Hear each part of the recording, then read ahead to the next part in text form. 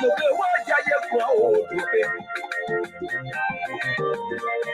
Jawa ino ko jo wo pe ile. Geita, you know my get godi.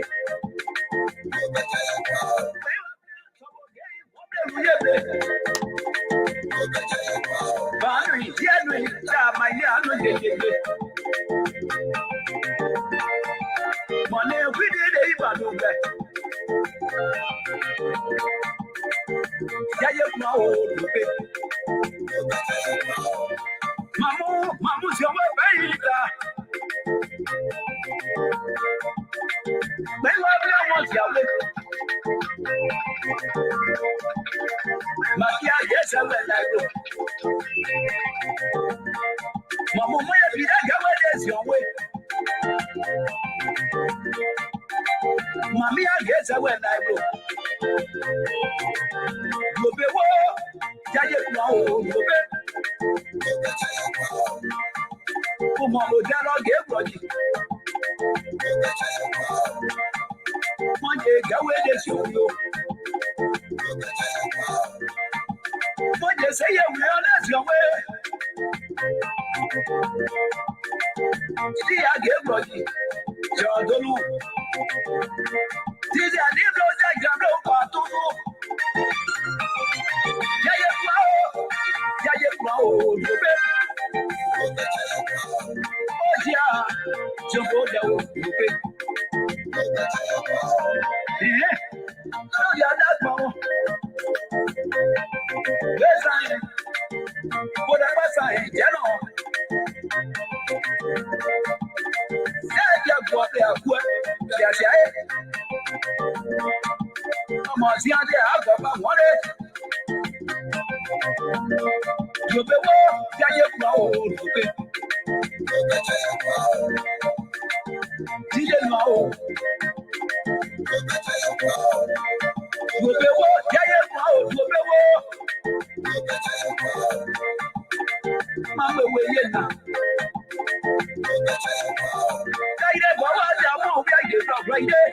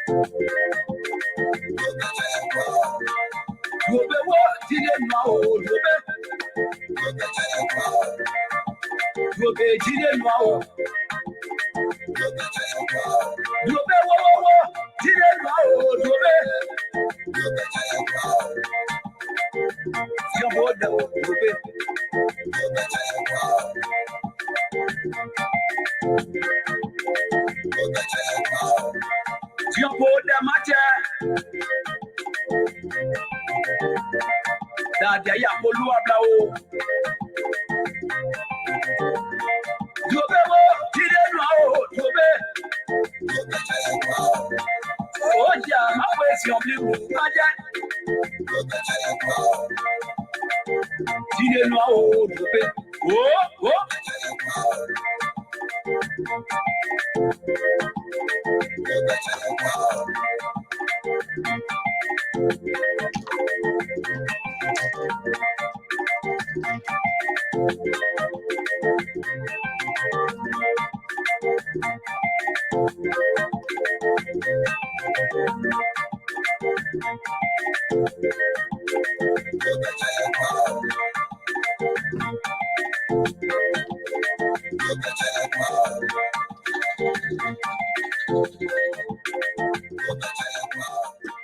Good evening. So we want to welcome our viewers and listeners across the globe. I'm Alfonso Zain Sort of the Liberia Public Radio, 10 Lpr-Tv. We want to welcome our listeners and viewers across the globe. We're here in the USA, Liberia, and other parts of the world. Thank you so much. Today is what? Friday? TGIF. Thank God it's Friday. Thank God we are here. A lot too good to have you here. Tika, hopefully I'm calling your name. Sika, what are the names? So sort of synonymous here this evening. Brown, good to have you. Let me see this one here. Pumi, is the M silence? Oh, I'm catching a hell here this evening, this afternoon here. But what about the case? We say good evening to Eric. Thank you so much for being here. I am Alfonso Ziasot of the Liberia Public Radio 10 Lpr-Tv right here this evening in the East Coast. It's 8:12 Eastern Standard Time right here from the New England Bureau of the Liberia Public Radio. And it's good to have you here as usual. We are here to take a national issue, discuss about our community, our country, our society, our neighbors, and all of these things that are affecting our daily life, and how we can help to accelerate, help national government, not just only to critique, but to also make recommendations and see where we can fill in the gap. All of that comes with a package here this evening for us to have the conversation. We want to thank you so much again. If this is your first time, we say you are wholeheartedly welcome. You are on the official news outlet of the Liberia Public Radio and Lpr-Tv. Thank you for being here. Your views, your opinions matter right here on this network. Please, you have the right to disagree and even disabuse what we do, what we say. If you do not agree with us, you have the right to speak out, to tweet, to call in, and to express your view, because it's all of us country, and we are not the only one that knows it all, but we intend to have these conversations, and so we value your presence here. Thank you so much, and welcome to the show. This is Lpr-Tv Live with the Analysts, and hopefully they will be here very shortly. And even if they are not here, let's see, on the same sex marriage. Oh my God, damn, Patrick Kennedy, you introducing something. Okay. Well, we can give it a conversation, and we'll be glad. Olive, long time. How are you? Good to have you here. Welcome to the show. Let's get the ball rolling. It's right here to right now from the Diaspora Informative News Powerhouse Information. I am Alfonso Zienso.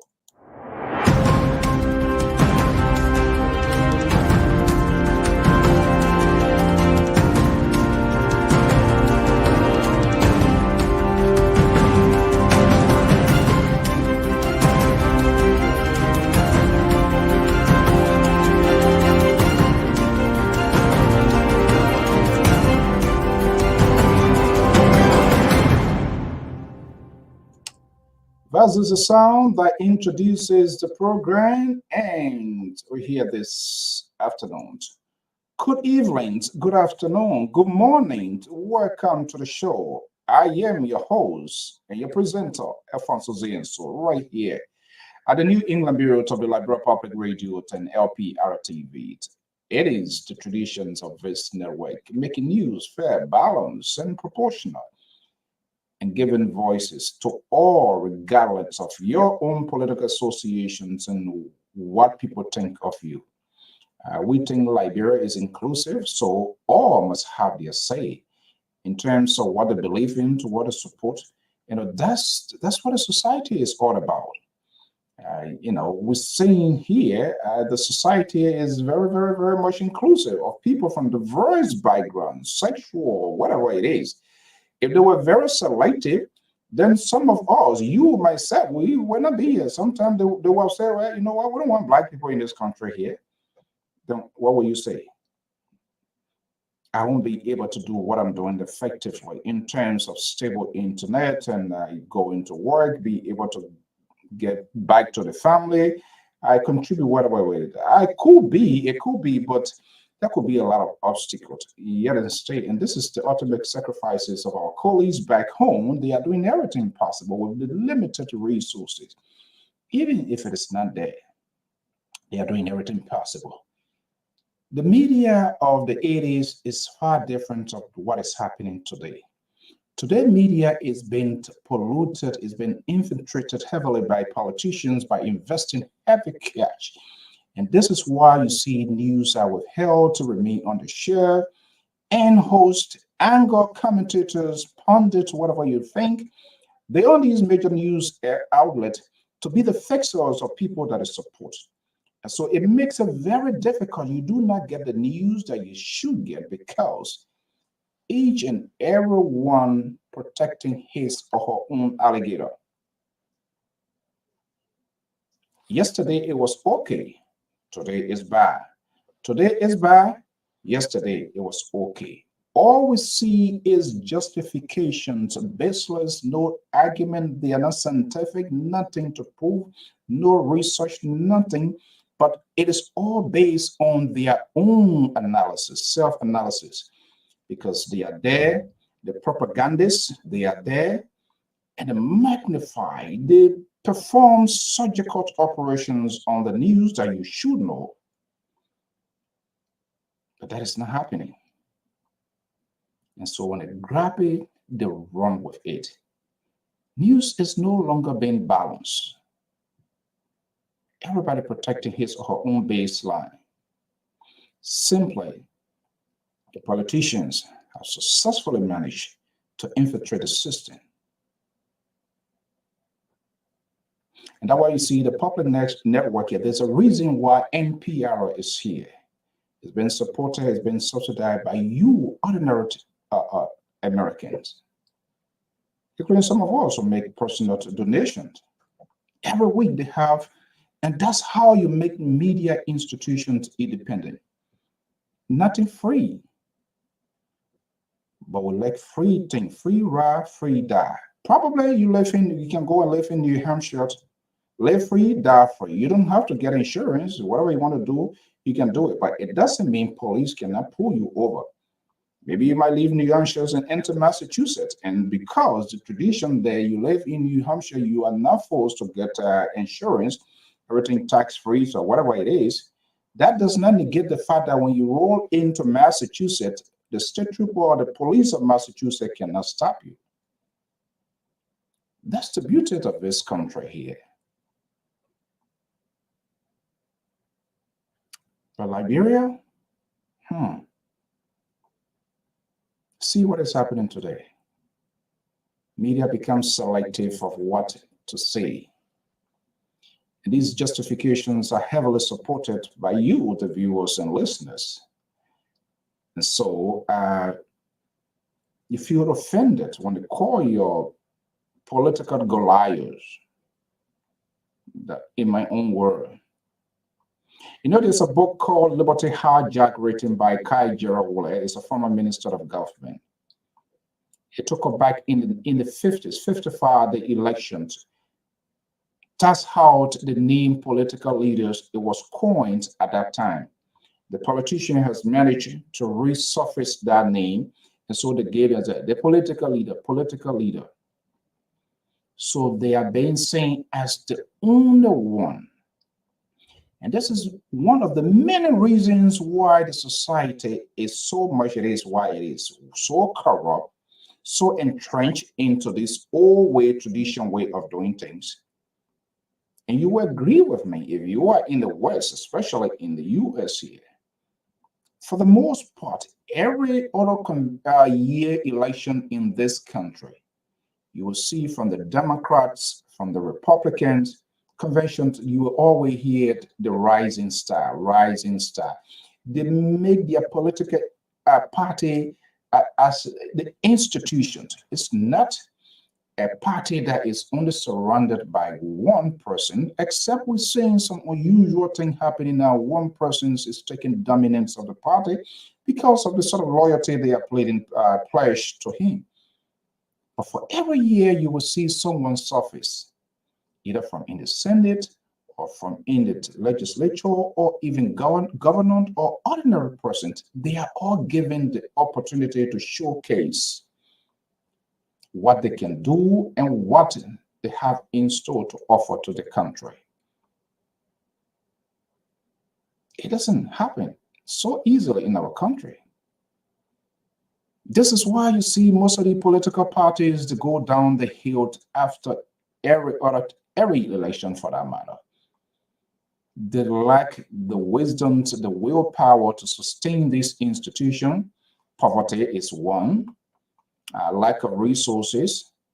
We are member of political party by more, but we don't put in dime. So how do you think the party is going to survive? It will do a little bit backtrack here from the NDPL lately, or even the TWP. Our institutions is only survived by only the hair.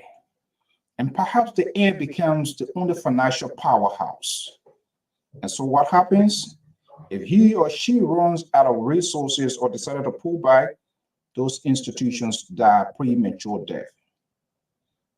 And this is a complete pathway to corruption.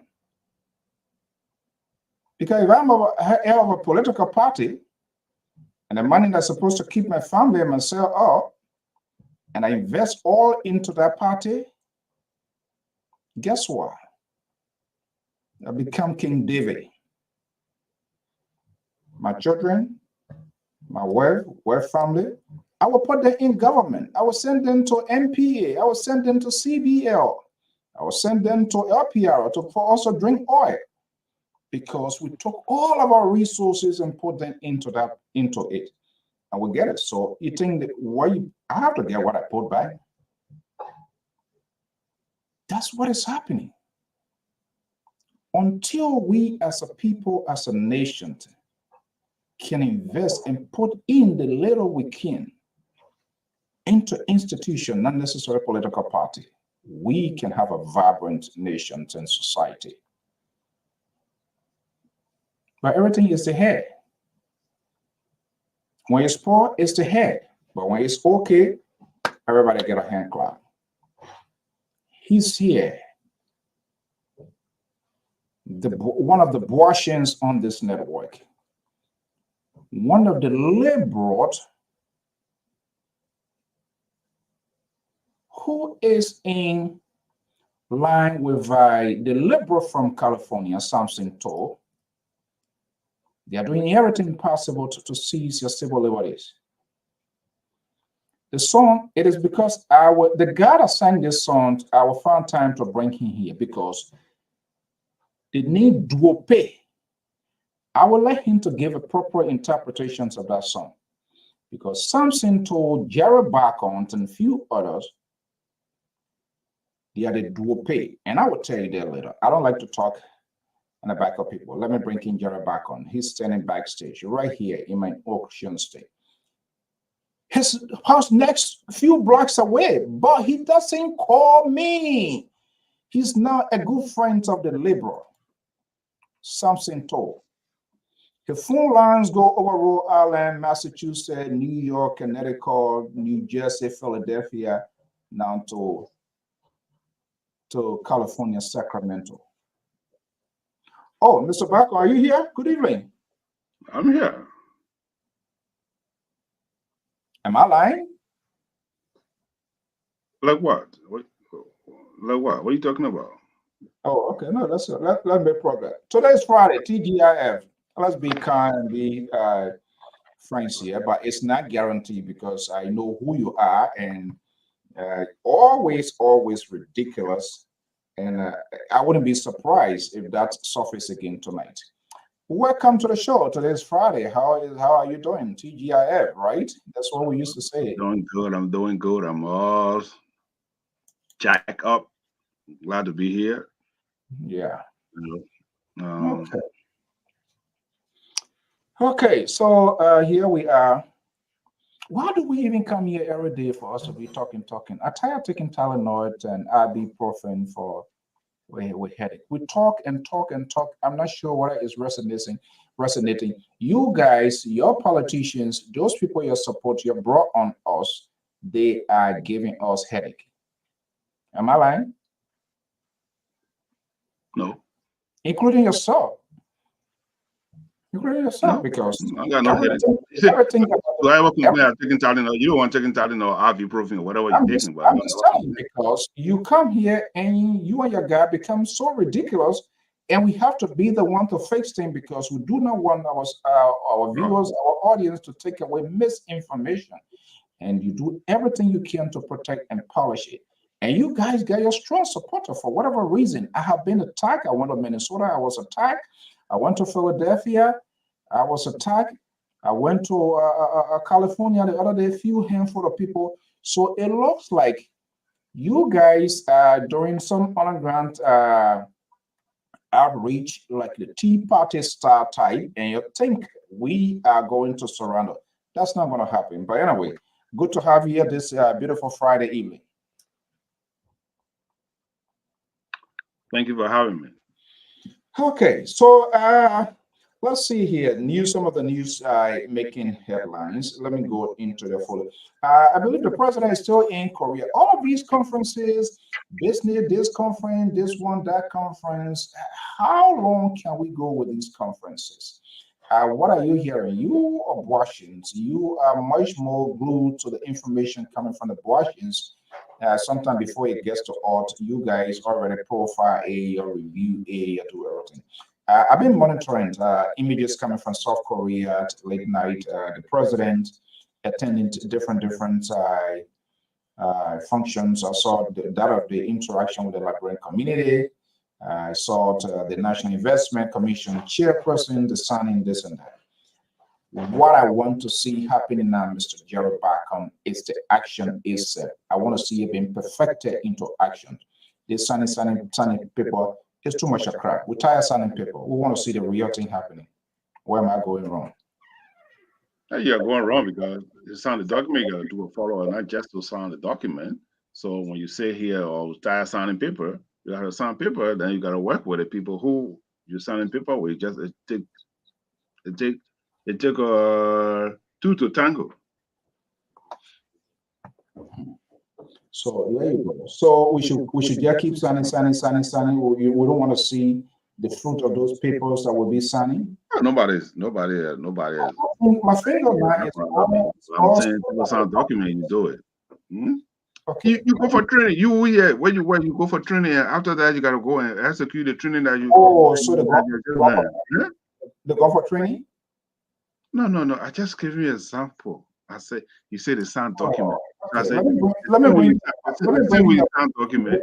When you go for training. So when you go for training, you come, you execute that training. So they went for a conference, and when they come, they will execute whatever they have learned from that on that side. So that's what I'm saying. Let me say this to you. Yeah, I thank God you just confess on national radio, on national TV, worldwide. Confess what? You just said. We're tired. Everything you gotta go to the head. You gotta see people. Oh, Boka gotta do this. Boka. Yeah, you know. So you could just contract it yourself. Your introduction. I listen to your introduction. No. Just replay your own statement. Because every day you're so fantasizing about Boka, you can't even sleep without Boka. You're getting in the morning, you put the tea you drink, you put Boka. The car you ride, you put Boka. So you just confess. It's washing. You just confess. You just confess. So I'm not the only person that listening to you. I'm not the only person that watching you. If you can rewind it and just play the statement you just made. Wait, let me ask you. You think Bwakara, baby? You just make my case. You just make my case. Because you see that all of this is Bwakara, baby. All the way Bwakara, he's a grown man. Okay. Right. Yeah. I don't know how they're not gonna. But here you are. I mean, you just make my point. That's why we have been saying on the air for a long time. Not everything will start with Mr. Bwakai. It will not stop to Mr. Bwakai. We'll have entity. We'll have organization. We'll have ministry. These are people who are deputized to be. Now you just said on the national radio that everything not going to start with a head. But so I'm glad you make my point. Yeah. I'm so happy. Thank God it's Friday. Thank God it is Friday that you just confessed on national radio, on national TV. Lord, Mr. Bacon low fire up tonight. I don't know what's going on. Where? How far with John still on him? Shame on him. He's trying to find ways to recover. Shame on you. Let me call you that ranking Terry because Terry would disabuse you right now. See, listen to your statement. Listen, maybe you were not here, but listen to your introduction. That's what I try to critique your introduction. That's what I'm saying. You call us the right wing guys on this network. You saw what your Liberal did to you yesterday, last night, right? Unfortunately, I was out of time. I couldn't get on the line. I was driving, so I couldn't get it. I didn't even know what was the story last night. So he brought his friend to that guy, and he decided to sanction everybody. Every day they born a new organization. They wanted to get, they can't even manage it by the time you go to next day, this other organization. Next day, this other organization. Sarah, good evening, welcome. Every little thing the Liberal hand is in it. Everything. Well, the Liberal is trying to sympathize with his people, and their organizations. I think that was a good thing. I thought that was a good show. What will you say? I thought you're the same people. All of you on the same way. But Liberal guy, I didn't get a link last night. They'll be on a matter of fact, I was driving, but I could have listened to it, but I didn't get a link last night, so that's how I can. That's how you deal on the highway. If I'm talking, you don't listen to me. He did it purposely because he never wanted you to come. He brought his guy, and they were all on it. So next time, their hints were wise and quite sufficient. Okay, that a hint was also trying to show, but you didn't catch that. But anyway, Mr. So thank you for welcoming us in and all that. We are here. I just have some concerns when I watched the video that the video we had on Wednesday, and so something I said I want to elevate. About Liberians trying to attract different food into the system, and that was my opinion, and people took it out of context. But I think that is something we need to look at. Gerald Barker and the Liberal, they're guys. I don't disagree with people's views, opinions. Right. That's why this next way. But your guys, these guys that you hang out with, if it says it should be. Once you don't agree with them, forget it. But Mr. So, my opinion is my opinion. Whether if somebody don't agree with my opinion and wanting me to agree with theirs, it is up to me to choose whether if to agree with their opinion in place of mine. They gotta be persuasive to you. I mean, that's how I see it. When I can, this is what red, white. I can tell you say it's black. You need to tell me the combinations that for me to see that is red and white. Yeah. And what I was trying to say is that, like, for example, Gerald Barker would never do that. He would call us needy. For example, in America here, people eat different food because, there are different nationalities in America. So people eat Americans eat different country food. And I think the major reason why Liberians gravitate to rice too much is not only that it is our stable meal, but it's because of poverty. rice is easy to cook. Rice is easy to, you know, you dry rice. Once you get one bag of rice in the house, you tell your child, oh, they rice, it will go many days. You cook dry rice and small soup because you want to spread it with everybody. But in America and other places, we the Liberians who have some job level and getting money, some days go by, we don't even eat rice. We go to restaurant, take our family to restaurant, we eat Thai food, we eat Asian food, we eat different kind of food. And Liberia do not only eat rice. Liberia eat domo, Liberia eat GB. We got different so but the reason why rice is just the focus point is because many Liberians cannot really afford. There are a lot of different restaurants in the country, and other food comes in. And the people who got money, they don't want to go and buy this food. The last time we saw on some kind of poke on some on one of the guys, Eugene Fagon, somebody when they posted or Lee Eugene Nangbe, the former marathon boss, and what was he eating? He was eating lobster and crab. Every picture he eating, I don't know if they're eating before or what. You will never see him with, and those are not little small bowls and things. No, not small bowl. He always have the real stuff. Because he get a natural appetite. I don't know what kind of vitamin I need to get some of those vitamins. But yeah. Minister Smith is raising a serious concern, and I hope Minister Smith you have found time. But you too, you like your liberal.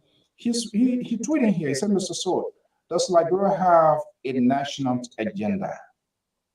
Liberia as a country, whether we have a national agenda. I'm becoming over concerned about this, and I wish we can discuss this. Your thought. I am in for it, Minister Smith. I am in for it because this one here, this national agenda is a combination of professionals from different backgrounds. And I think his concern, his question here literally goes in the direction we were just talking about, I think, day before yesterday or so. We thought we would have had a comprehensive assessment package, knowing what we're coming toward now. You know, with SMART, the CDC government, that there was in focus, there were no set of priorities, they were just grabbing things here and there. Now, the most likely seems to be the case here.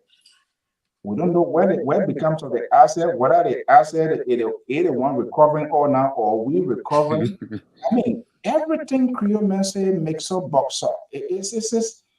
Yeah, we can't. We need to conclude things when we start. We need to make progress. We need to get an update. That's the only way we will be taken serious as a people, as a nation, by friendly government.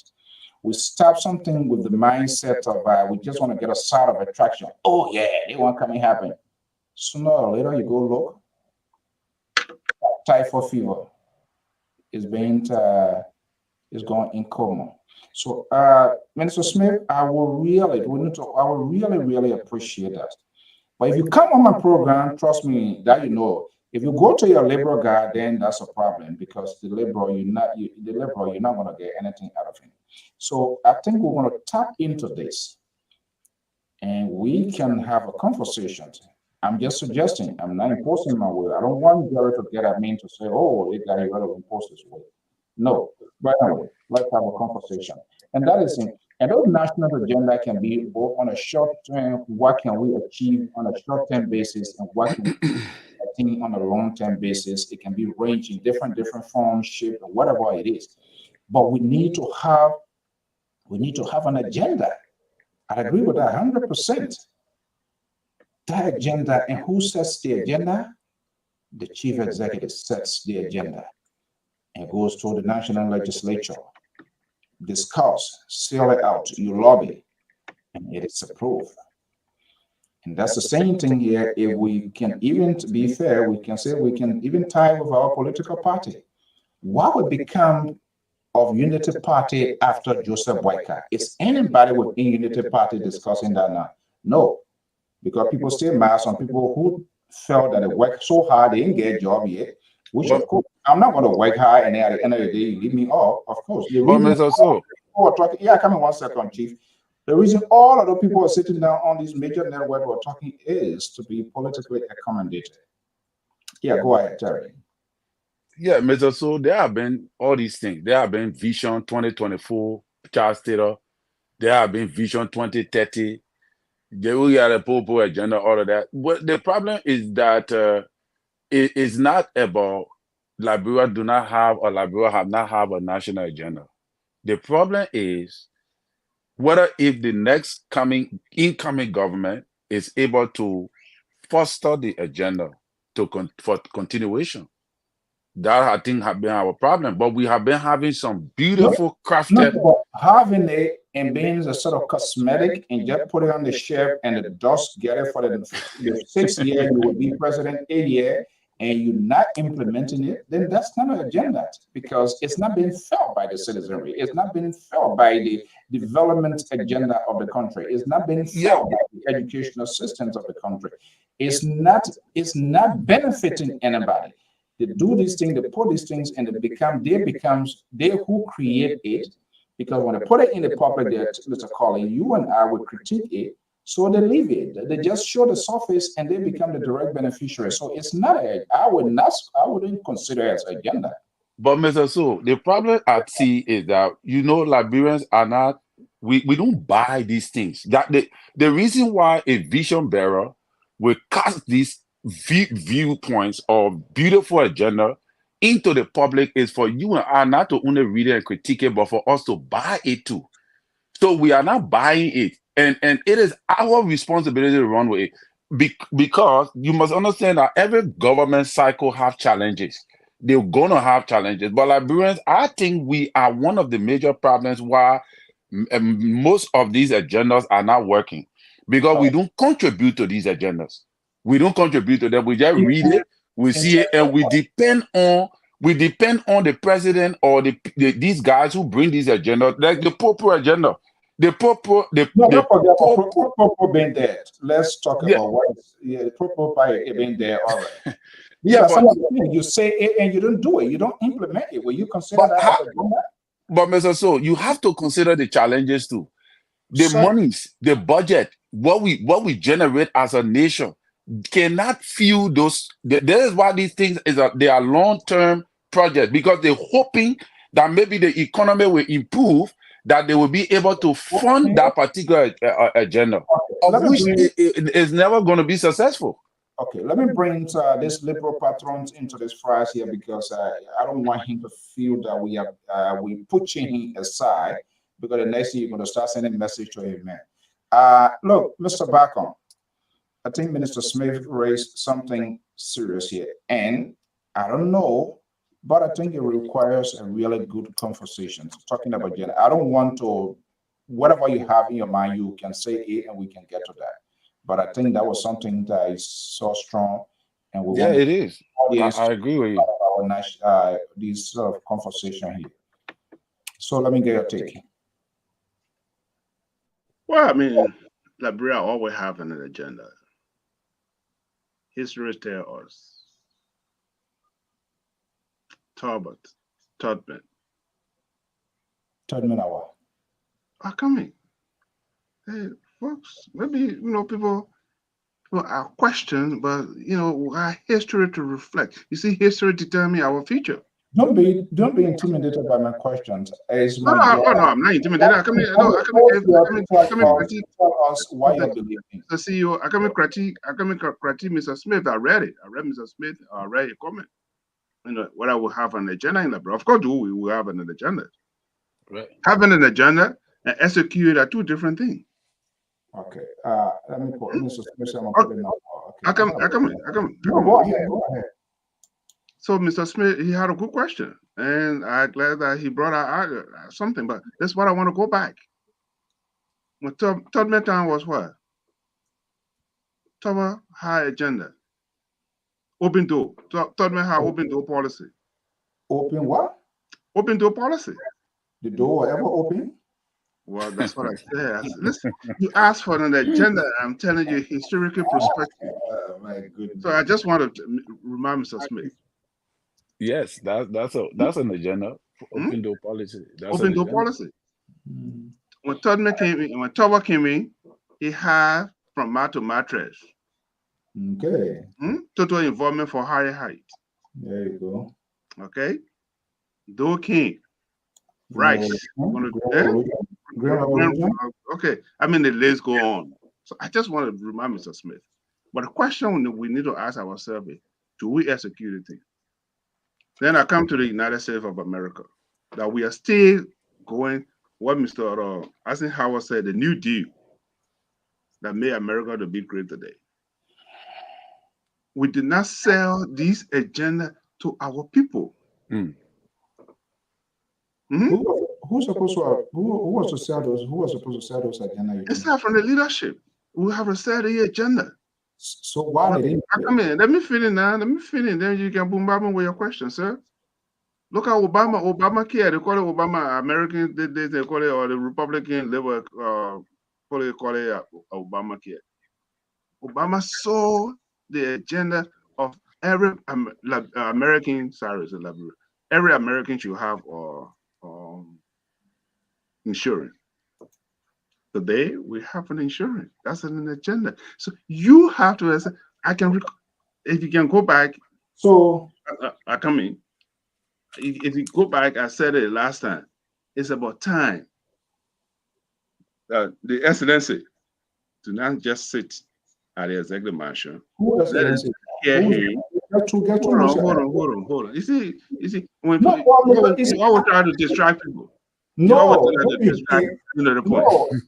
We said here too. I'm not question that you cannot distract me on my point. Okay, go ahead, sir. What's your question? Yeah, what I'm saying, we said here too, we are accountable to people.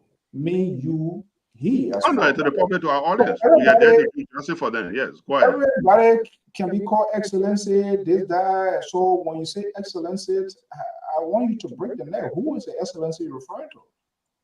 The Excellency, the sitting president of the Republic of Liberia. Okay. Just Newman Boakai. So we know how to direct our conversation. Okay, go ahead. So Mr. Boakai came, he had said, which is the agenda. The question here is, it need to be executed. He need to go on the road to sell his asset agenda to the Liberian people. This is what I want: agriculture, education, road, the acronym. So you have to sell the idea to the people to buy. Why do you think it is important? So, quick question: is the idea being sold out? That's what I suggested, sir. I said let it go out there to sell it to the Liberian people. Is that also my question? That's what I said. I said it's a question. It have to go out there to sell it to the Liberian people. Is it going out now, or is it inside? That's what I just told you. It's the responsibility of the administration to sell the asset, the idea to the Liberian people. Okay, for discussion purposes, if this idea is still indoor, Terry, is that an agenda? You consider that as agenda? Well, yeah, it's an agenda, but it's yet to be known. Oh, Jesus. That President Booker, and all of that, he told us that the last time I checked, after his 100-day deliverable, that all these things will be made clean. All right, the agriculture department will make it clean. Health, education, and all that. So yeah, I expected by now for them to have something that the Liberian people can read, that they can look at. It's there That's what I'm saying. It's stalling, but he have it. But you have you see, why you guys can be honest? But look, Mr. Toh. Yeah, what happened in the last? What happened in last month? What happened last month in my country? Okay, let me get. Hold on 1 second. Let me get the guy that started. The one that came out the other last month. What happened? Yeah, Mr. Bacon, hold on 1 second. The guy that started trouble is on the line. Minister Victor B. Smith is joining us from Liberia. Let's hear you, Minister Smith. Why you brought this trouble here tonight? No, it's not a trouble. It's just in your mind. Good evening, gentlemen. Good evening. On your side of the world. And I just want to thank you for the opportunity for letting me to call in tonight. I brought the question up because, as I said, it has been a concern for me and I've posted in our common rescue chat room. I haven't gotten any answer. Where did you put it? I didn't hear you good. So in the rescue chat room, Mr. I repeat, Mr. Living, but some of we are listening. Maybe put your earpiece on. Speaking from side of being a concerned citizen, Mr. So. Yeah, I'm listening to you. I'm listening, Mr. I'm speaking from the angle of being a concerned citizen. Okay. Since 1979, if we had a serious agenda for this country, by now, the rest issue that we have today, 45 years ago, that problem being here would have been solved. I hear your panelists arguing the high agenda. Yes, Togo has something, but it was from a personal standpoint. It was not from a national standpoint, where collective ideas pull in, and that document was developed and was made a law. We all could adhere to. And in that document, you must have milestones. You talk about the real D in the US. The National Highway Bill was proposed many years back. That is a national agenda for highway development. And the budget of the US is channeled in such a way that there must be $1 trillion in that account for road infrastructure. 1 trillion. With a Democratic president or you're Republican, you can change that. Incrementally, the country develop its road infrastructure. Coming to Liberia, road connectivity has been a problem. Every administration, they have not been able to craft a national agenda that would be in law that say, okay, every administration for the first six years, you must do X, Y, Z. Check at those milestones done. Anybody being leadership. Tell our leaders to that realization. Then I will give an apology for raising the issue. So, classic example. Yeah, go ahead. Classic example before you meet the show. The rest issue. Julie Bryan met with a rest importer when he was interim president. Ellen King, she met with the rest importer. George Lack, he met with the rest importer. Joseph Walker just came the other day, met with rest importer. What message is sent to us? Are we thinking how we can solve this problem, or we just playing lip service to it? If you have a national agenda of rest development in this country, you have carry here. The national budget will be crafted in such a way that monies will be strictly for rest development. Right. For 45 years, you haven't been able to solve this problem. You want to argue that you have an agenda? That's a personal interest that they've been exhibiting around here and calling an agenda. So that's where I come from. And I hold Dr. Bakai's government very high that before his administration, we must come up with this kind of document, spreading over at least 50 years. And legislative law for every sector of development. And let's go after every 6 years and do the review of our weaknesses, our successes, and we keep building on it. And I can guarantee you, if I can live 200 years, most of these petty problems that passing around here will be solved. So that's where I come from, Mr. So look, you a national discussion. Yeah, this is a very critical. I gotta get to you for us to set a special rendezvous. I want to go. I want to have an exclusive, and then the panel is going to be here. So we want, because this is a real national conversation. Let me ask you why I did not. If they claim to have this sort of so-called agenda, which of course I'm not saying is an agenda, because anything that you have and it's not been felt, it's not been tested, people don't see it, it doesn't exist. Why are they not having that? And two, you just outline, and it is quite correct, and the panel is going to jump into that later on. All of these former leaders, they have had a conversation with these rice importers and all of this. I'm wondering, do they keep diary when they meet these people? For example, let's start off the latter one. George Weah, or let's say from Helen Medent, there was a conversation. Is there anywhere in our presidential diary folder, President Helen Johnson Sirleaf met the rice importers? This is XYZ Shigara. Is there anywhere, any library that we can find that when George Weah comes, George Weah came in, George Weah can dwell on that and see where they fell short or what was lacking, what was the gridlock in the conversation? Is there anything?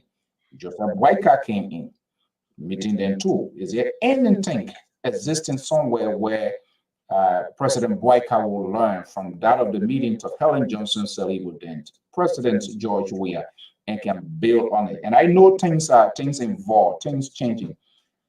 But I doubt whether they have that. I'm not sure whether Minister Smith is still there. Minister Smith, are you still there? Yeah, I'm here, sir. Yeah. So do you think these people, do they have any record reference point, diary that when they leave and the other folks come in, they can learn from there or even prepare themselves before going to this sort of meeting or meeting? I doubt it.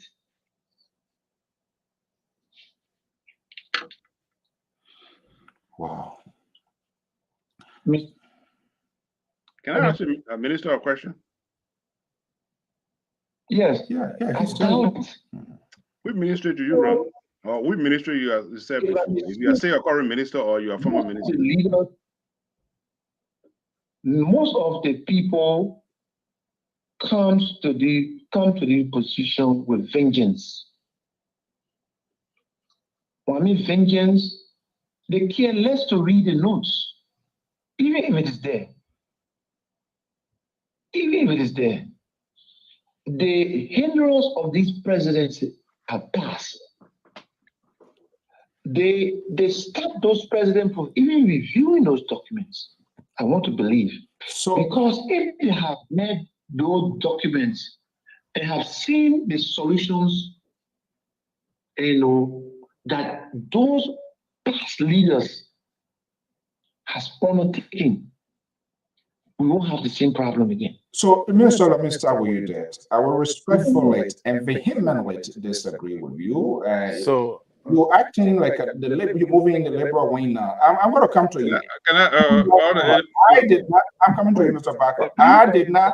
I'm not minister again. You're not minister, but I'm a former minister. I mean, it doesn't matter to me. So you say handlers. Now, using those things is just another classical excuses and excuse people far away from. I did not elect any handler. I elected a president. It is the president that brought in those handlers. It is the president of the country drives the agenda of the country. You here today, if you become president, should we hold the handlers responsible because you're not doing certain things? So who controls who? Is the handlers controlling you or you controlling it? Let me step in, Mr. So. There's a difference. Are you there? Yeah, I'm listening. Mr. So, are you hearing me? Loud and clear. Yeah, go ahead. There's a difference between claiming to be president and wanting to be president. I was in conversation with a friend and we discussed that issue. Wanting to be president, I just won't carry the prestige because I'm president. Planning to be president is to identify while you're in the process the problems that confront the population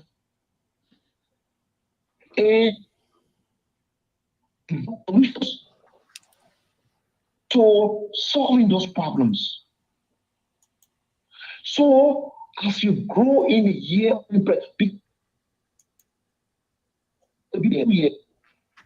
like join that presidency. Once you arrive in, by the time you get there, problem you talk to these people who have worked with you along the way. On day one, the result comes out. You are now president. Those people that have been working with you understand the problem, the solutions. You guys start rolling because those are the core people that you are grown with and planning to be president. But if you come to presidency before you start bringing people on board to join you to do this, do that, you will take the first 2 years trying to develop something to do. Okay. This is an open secret that happens to Judge Weah.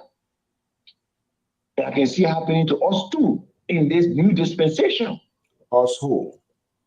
And where it comes from, Mr. So. You say us. Who? So the hindrance are the collectors that you bring you just bring them. I'm president already come big planes. No, I have an issue with that. Because they will put personal agenda before national agenda. But because the president is wavering, he doesn't know what to do. He has not thought through the problems. The general will be president. So, okay. So hold on 1 second. There's a question. If you have time there, they want to ask a question. Who coming in? yeah, Mr. So, I want to ask quickly that, like, you talk about something about the national. I would have two questions, two concerns. You talk about the national agenda that he wants or expect it to be done holistically as a country instead of as a leader, having an agenda. So is that a communist? Does that not sound like a communist form of government, wherein the government decides how the country should run, or is that a democratical concept? I don't understand. What are you talking about? Well, Communist? yeah, is that not a communist For a vision? For the government to set an agenda? No, yeah, for like, because the government we're working in, we must understand it have 3 branches. All right, and who conducts the administrative functions of government? the president. Let's for our case, executive, in collaboration with other functionaries which are subsidiaries of the government, right? But it's the president that drives the agenda of the country. It's the president can say, hey, it is time now we can feed ourselves as a people. For so long, our belly being in the hands of people. And we saw what happened to the collapse of the Soviet Union is one of the reasons, because they couldn't feed themselves. That's why with all of the things going on with America, at the end of the day, America was still doing it. That was a handicap to them. So are you saying you're sounding like the guy from Total now? Yeah, no, Mr. So I should put Abraham Kurma and Fadiga on the truck for them to go to Lofa, go on the Palm 13 for them to talk case. Yeah, Mr. So the reason I'm saying is because he said earlier on, the Mr. Minister said that Liberia have not had, the kind of agenda that he's talking about. And in my opinion, that's not what I know. That's not what I've been seeing.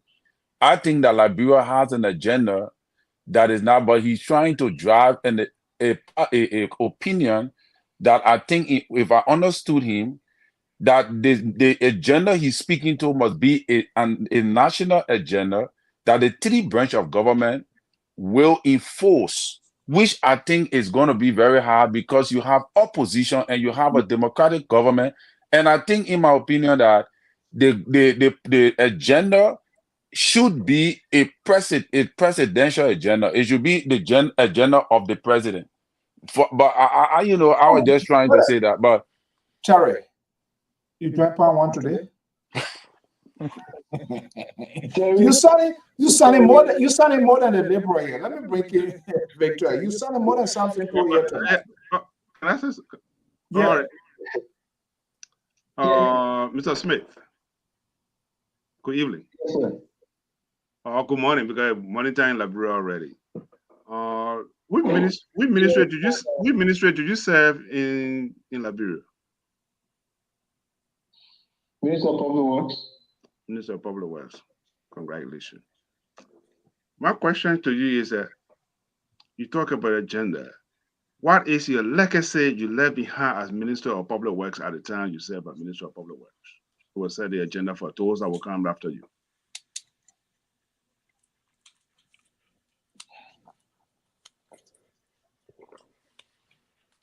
Yes, I was not hearing you. I said, I did not. Can you hear me now? Yeah, I can hear you now. All right.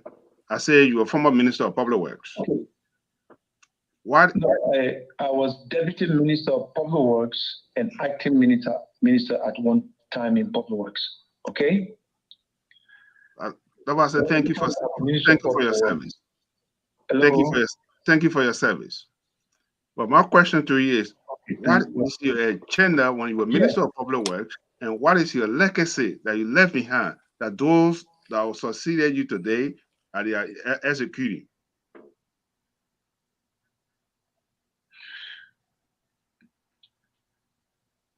I didn't think he got the question. Maybe his phone is not. Maybe Mr. Soul can relay. It's kind of deep. So okay, let me relay it. And what is the legacy I left in Public Works? Yes, what is the legacy, and what was there any agenda that you said as deputy minister or acting minister that is folks are coming in today, they can lay here on to say, oh, this is something that was put in place and we need to follow suit. Am I correct, Mr. Bacon? Yes, sir. Okay. Yeah, Mr. Bacon, when I served at the Ministry of Public Works, I worked along with the Minister of Public Works, who was then Minister Kofi Woos. The first big document we developed was the National Transport Master Plan. Out of that came the National Road Fund and the National Road Authority. Those were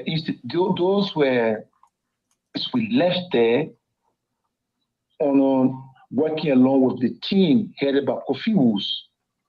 I can't earn it by myself because I work with a team. And now you see, when Judy Moore came there, they continue with the road fund. They continue instead of pushing to get the road fund and the road fund and the road authority. They were able to get the road fund. That was like a cash, cow for the new past government and the road fund. That was one of the major things we did. The Transport Master Plan was, we worked along with Eugene Namwe, and that was launched in 2012. And it took into consideration all the medium of transportation, sea, land, air. And if you pick up that transport master plan and you see what is in it, it was our thought that government and ministers coming after us could carry that ahead. And those were things that we did. And they are still there at the ministry. We set up the National Bridge Infantry because my specialty is bridge. We established the bridge unit in Public Works, and it's still there. In contracting,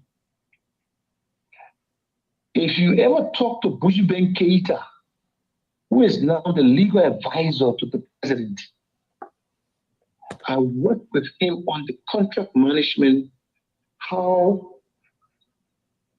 resident engineers could get figures assigned to them based on the cost of the project.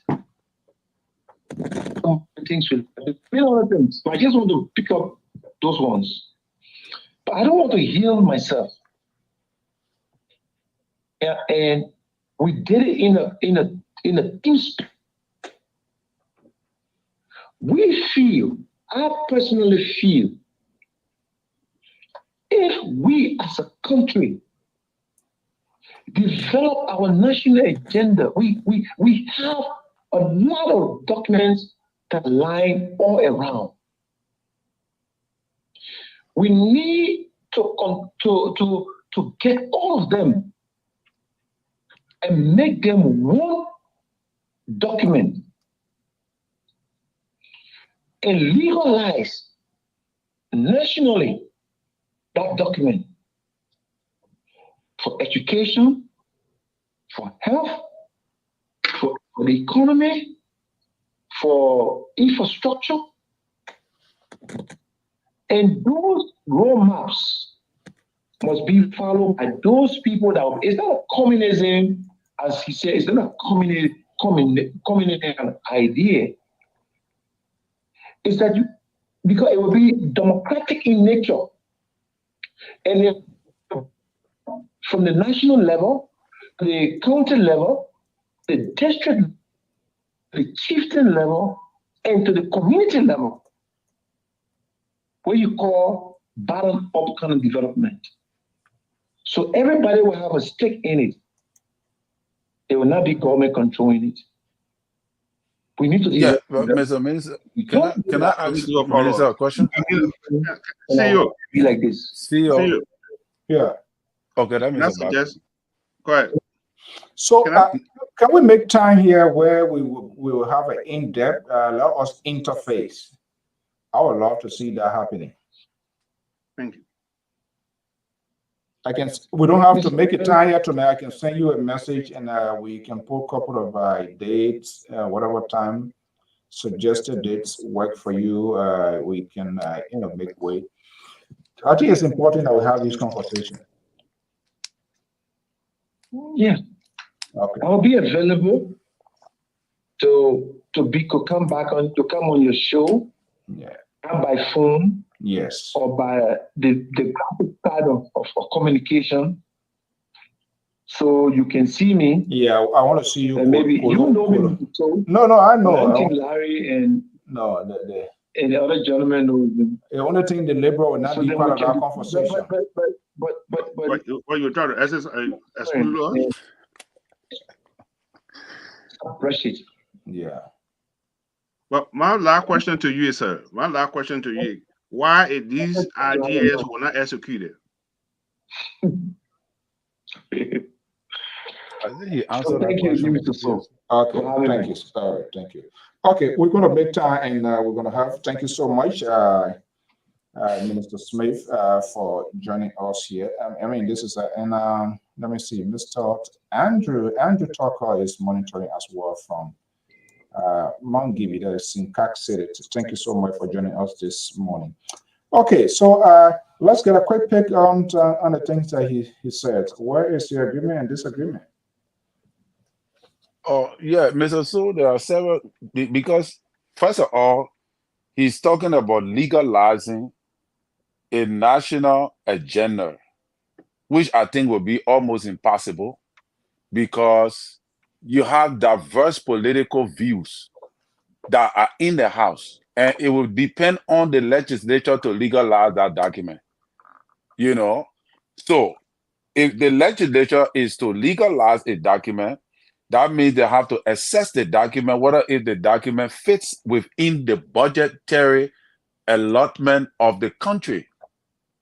They have to also look at the differences, in order that where does the political differences fit in this particular national agenda.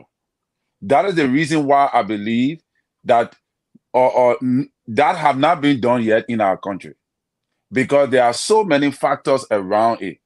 That's why I brought in communism. Maybe the only kind of governing system that will be able to apply such a national agenda and it passes, except in a communist state or a socialist government, wherein one authority rules and decides. Yeah, but it's not a communist. We don't have. I know, that's what I'm saying. Yeah. So that's what I'm saying. Mr. Bacon asking a very brilliant question lastly, but he didn't answer. Is that why have it not been done? Why? This is a brilliant idea, but why have it not been done? Because politicians will not want certain things to be done because it will jeopardize their ability to become leaders. So that is why every president brings their agenda to the table and rally around the House to see how best that particular agenda can be implemented. Yeah, so I'm not sure, but let me step back on. I mean, I would say I know probably he's still listening to us, but Mr. Smith, thank you so much for coming on the show this evening. I mean, I enjoy it, and something I agree with him. Saying those that started the program with some of our presidents, and after the president being elected, they have been ostracized and they are not part of in the government. They're bringing new ideas. People who don't staff, so they don't really set the agenda. I agree with you on that part. I mean, nothing he said, I might not disagree with him, but these are the issues. Because those that started with you, the genesis of your presidency, and when they become president, they have been ostracized and new people come in. So they're not setting the agenda. I think maybe that's what he's alluding to. Because there are people who started like, okay, I'll use myself for the example. Who started CDC? CDC went setting. No, brother, trouble. I agree. But as CDC grow, when Joe became president, those who started the party, they were excluded. And it means they were not educated, or they don't have an experience, or even, let's assume, hypothetically, that they don't have education. But then legal arrangement or just gentleman arrangement, gentlemen and club beer, style flowing. No, we're not talking meditation. No. Music backing. Let me say this. The reason I'm asking because. Yeah, but I answer your question. I can answer your question when it comes to CDC. CDC will have the brilliant, educated people among us. That's not what I said. Okay. What was your question? I was asking the formulation because you're one of the chief funders. You know, right, Terry? You know that? Yeah, and you said it on the show. And I used to see him too. Yeah. Joe, we ain't talking to the guy, you used to go to bed. Then Joe, we can't go to bed. Wow. Yeah. But why was the fall away? What was the main reason why? What I think I want they would tell. Because Mr. Bacon can write. I've been reading some articles of his information. No, and that's what he's a brilliant guy. I don't know know why. He is ahead of it about the police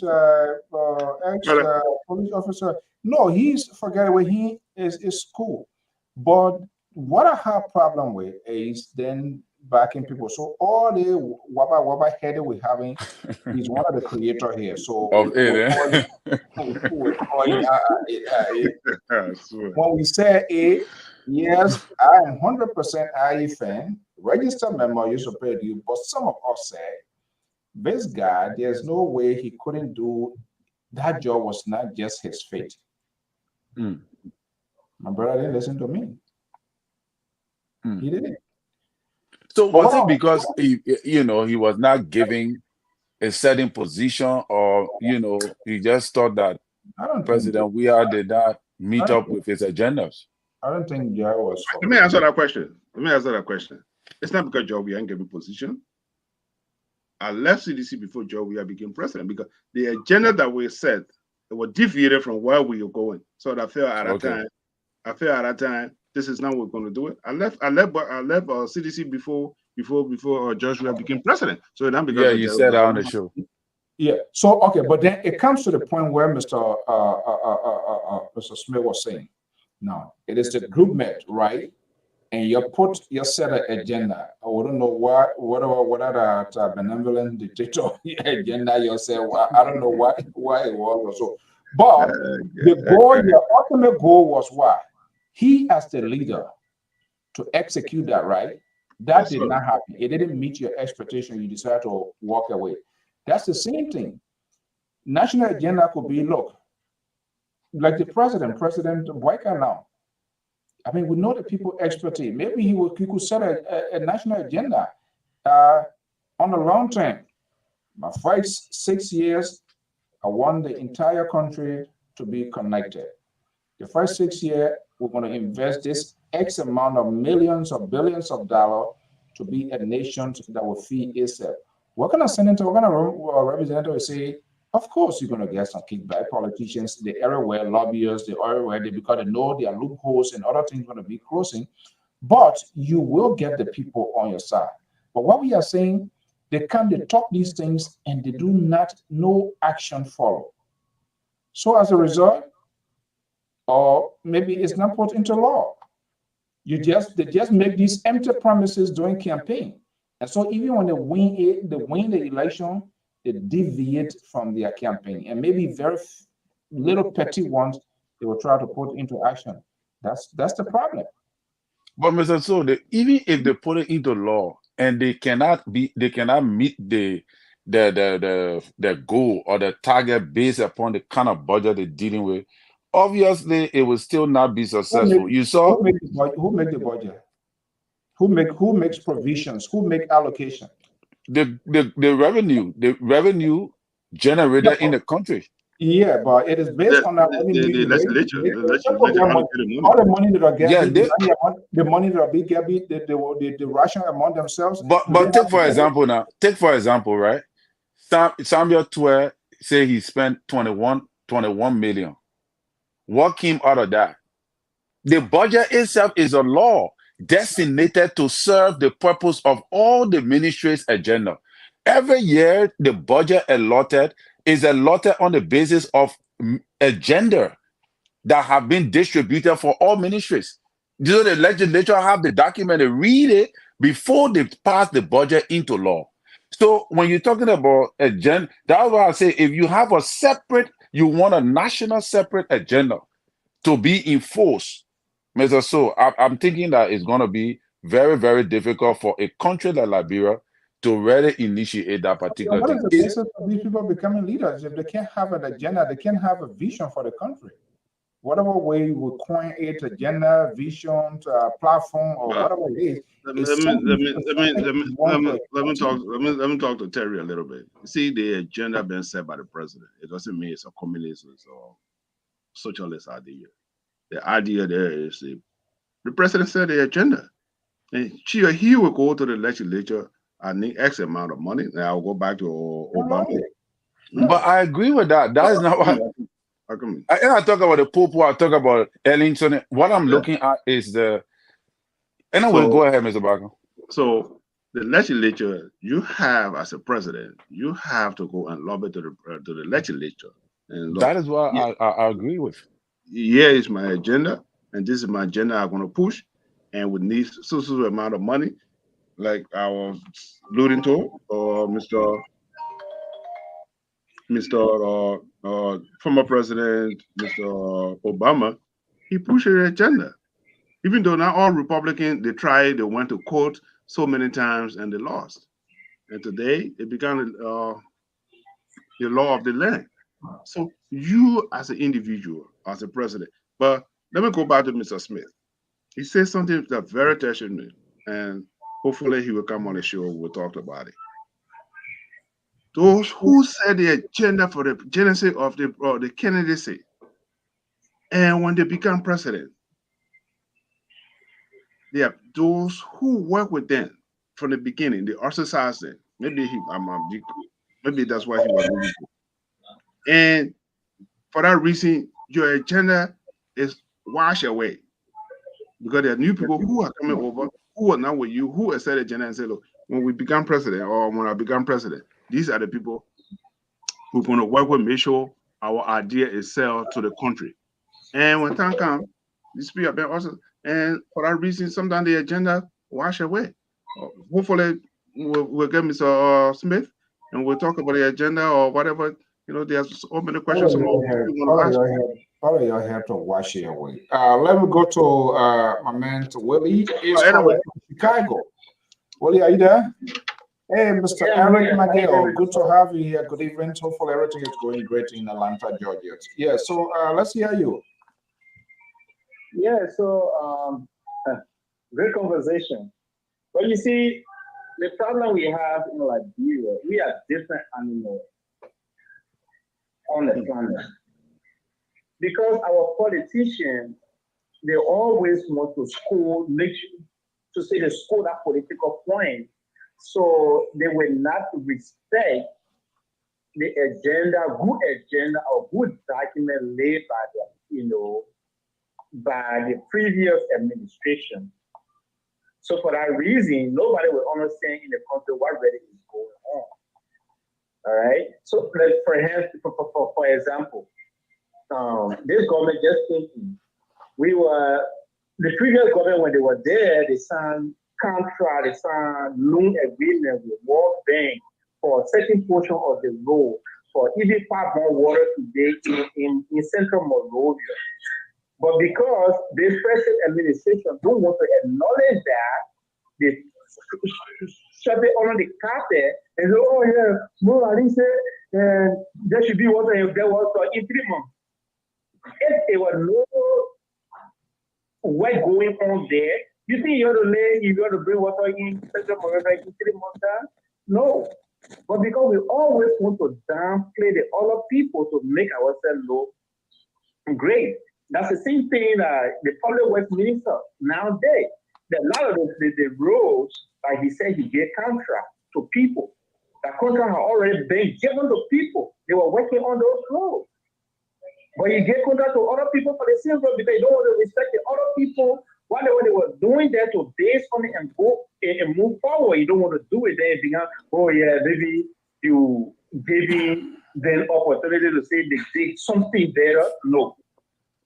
Like in this country, when they started building a highway, every government account will put money into that highway, into the road system. No politician will say, no, that's not a good idea. So that's the problem we have in Liberia. And it will be hard for it to work for us. Okay. Thank you. Thank you. Guys, let's take a quick break, get a glass of water, and we'll be right back. Life is a journey, and as you travel down the line, you may remember something, the joy and tragedy, in a story manner. I'd like to remember that at one point of my life, growing up was very, very difficult for me as a child. The Liberia Public Radio gives you the opportunity in a live interview to express your past. In this program, I remembered. I remember, and I will never forget my day of salvation. And I remember growing up as a child, when I lost my dad, it was a very terrible time of healing. Join Benjamin Tibet, our international correspondent, on +225 07 4770 9404, +225 0505 67 5438. I remembered the podium where your voice is heard.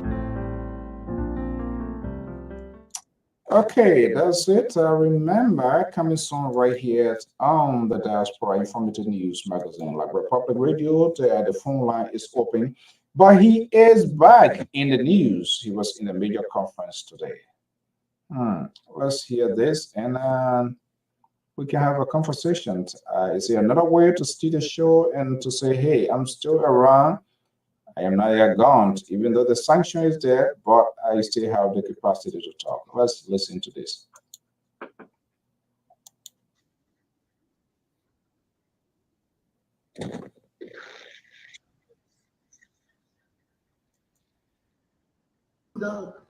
It's not to distribute lawlessness, diseases, hunger. The United Party has become an institution of producing hunger and producing suffering, and that's why she's fast growing. And we said the divine line between them and the CDC. The CDC remains a people-driven institution, and the United Party is an anti-people driven, and that's why all of their policy, they are anti-people driven policy. They go after all of the policy they have instituted. They are angry with people. They see people. They consider that like brain people. They are less human. You know what you mean? You're talking about close to over 200,000 bags. And you say they should not plant. What's the reason? What's the essence of that? What are you trying to do? Well, how do we benefit from that? Criminality have overtaken the city of the country. You say police? That's how you protect the police and allow here. One of them, choking and saying, you come here, but the security of the people you continue to make the people vulnerable. See in the night, at early at 7 o'clock, people are running in. The city and the country have been go within with a specified fear. Mr. Walker, you will not come beyond the microphone again. That's what you do. Take charge. But the people will take charge. Mr. Walker, either you have an opportunity to take charge, or we're going to show you the people here not too long, distant future will have no option but to take charge.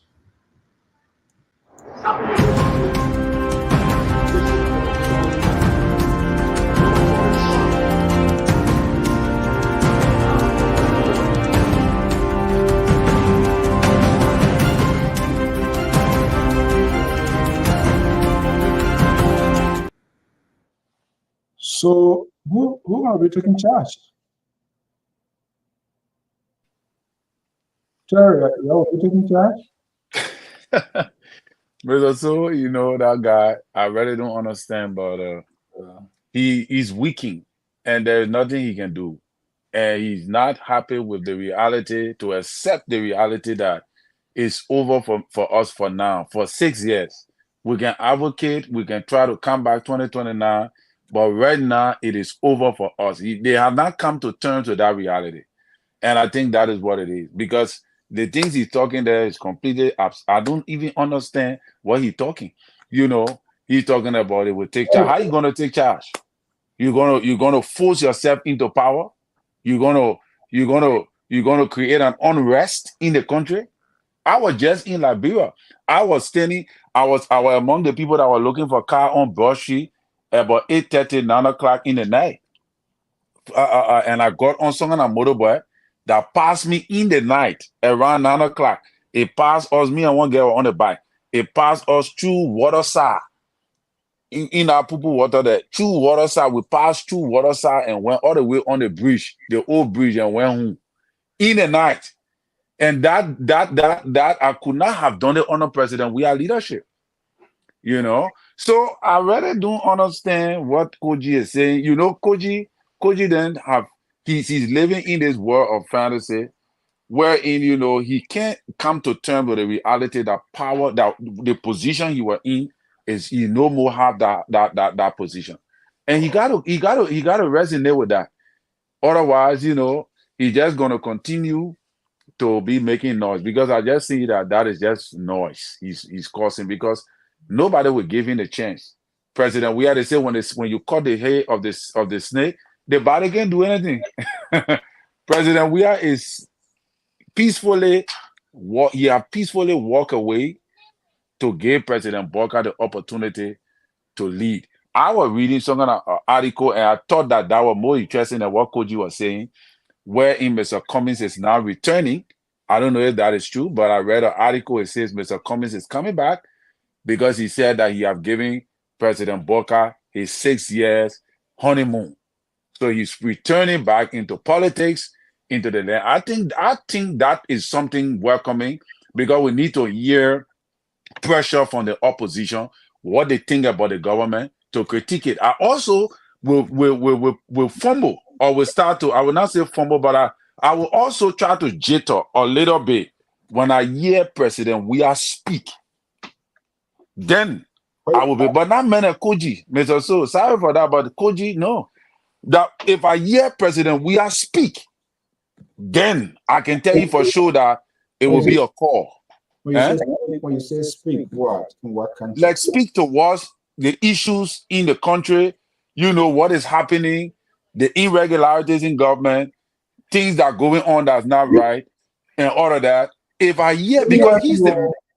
do you think, I know Jerry wants to speak, if you were to mount a podium and be speaking out, how do you think he will be perceived by Liberia?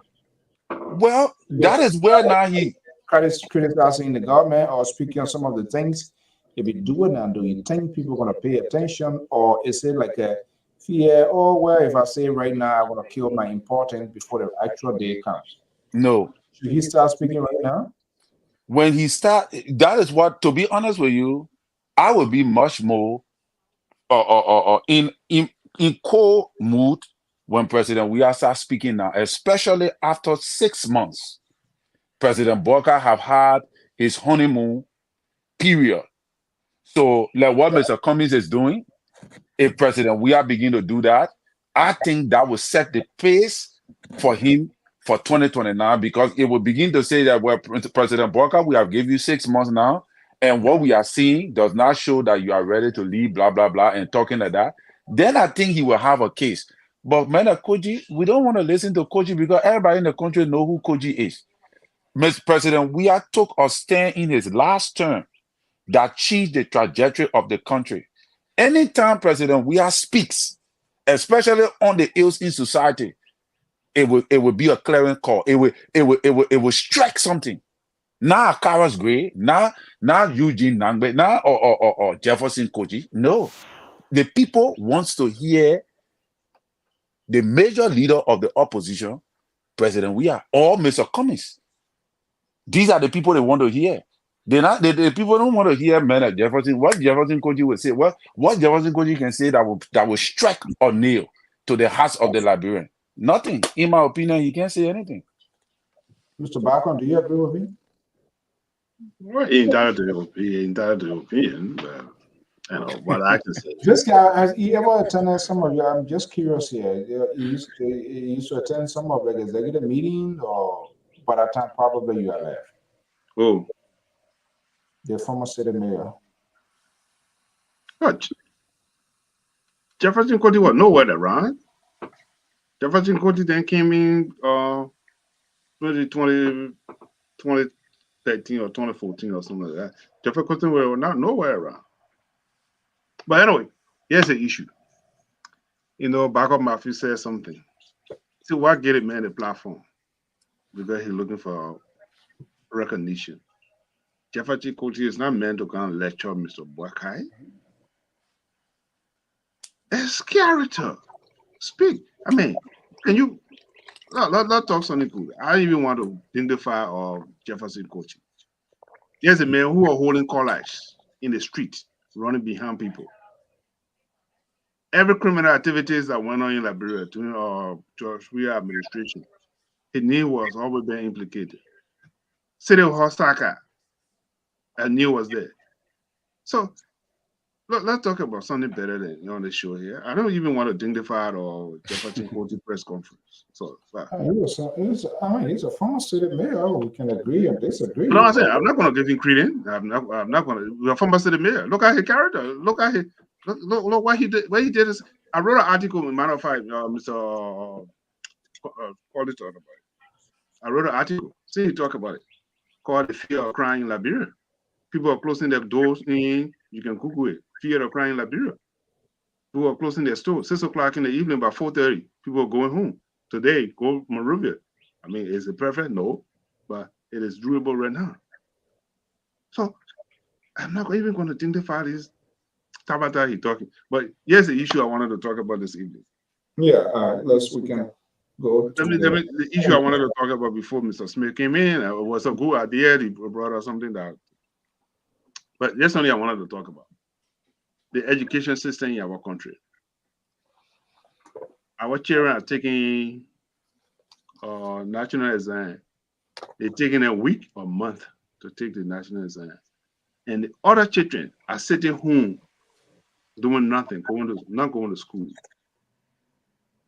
And I don't know how they came up with that decision that other children will be able to take the exam and the other people staying home for the duration of the exam.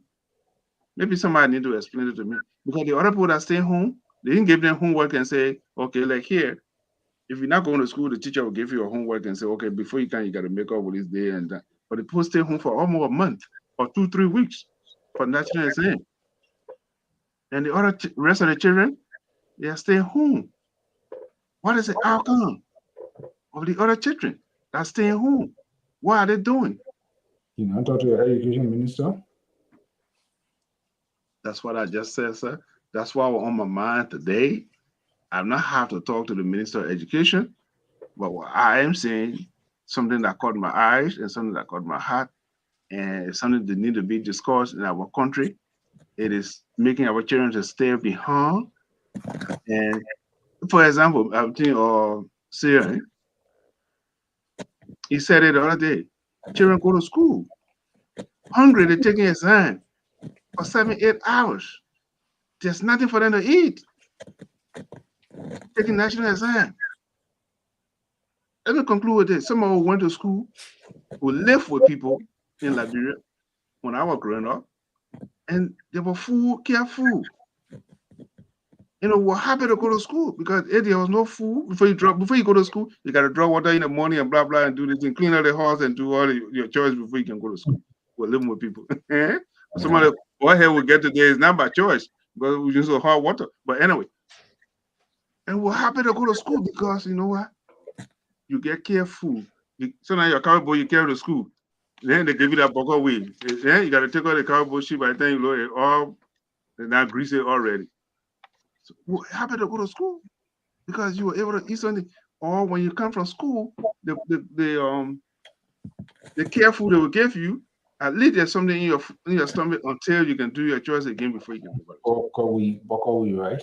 Exactly.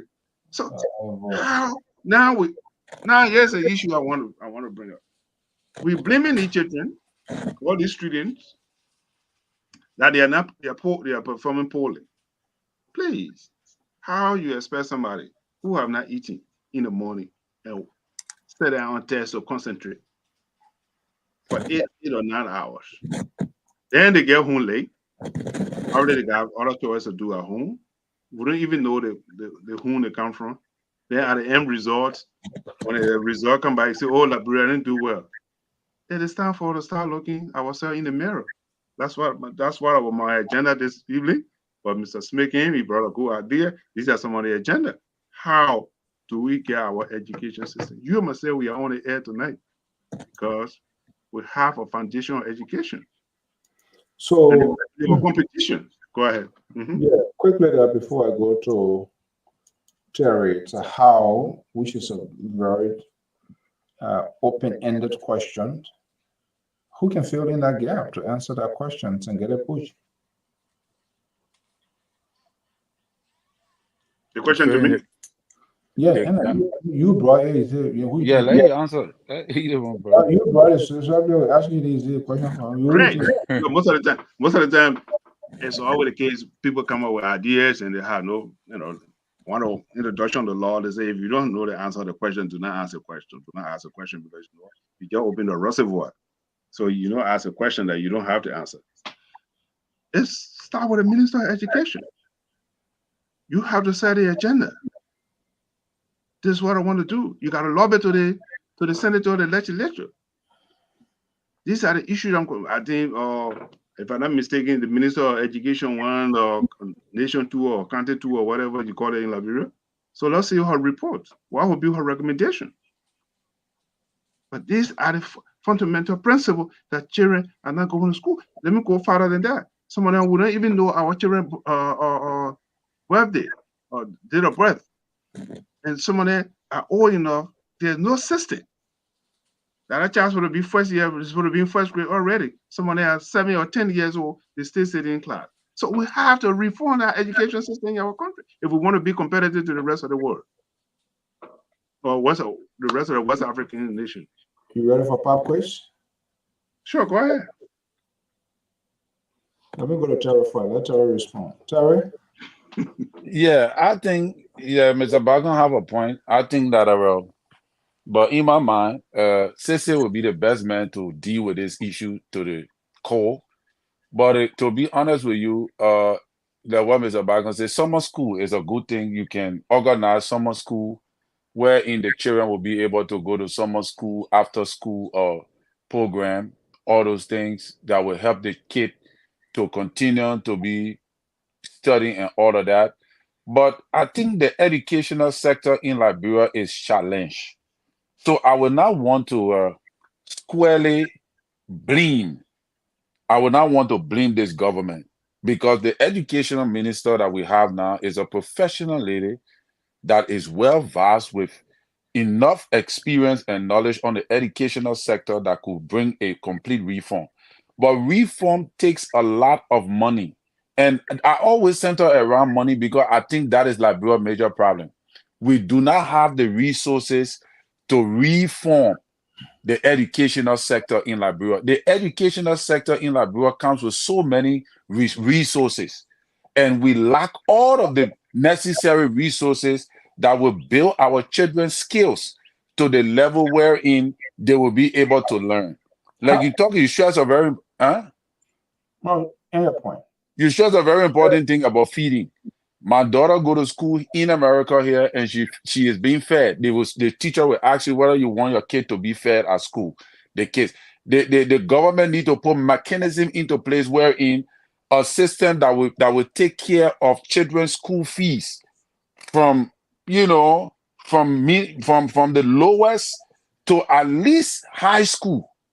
At least high school. Pay everything. That is one of the ways in which you will alleviate the burden of education on the citizen, that pressure. Because when the man wake up in the morning, the first thing he's thinking about is, I want to pay my child's school fee. How am I going to do it? When you go to private school, you go to private school or you go to government school, you got to buy this, you got to do that, you got to do that. We need to organize a system, just how they do in America, that will be able to pay the children's school fees from zero grade, from kindergarten, or from K1, K2, all the way to high school, 12th grade. That will alleviate a lot of burden on the citizens. If you do that, any government that will fight to do that, that government will continue in power. I think that is one of the strategies that could bring a total, transformation to the educational sector.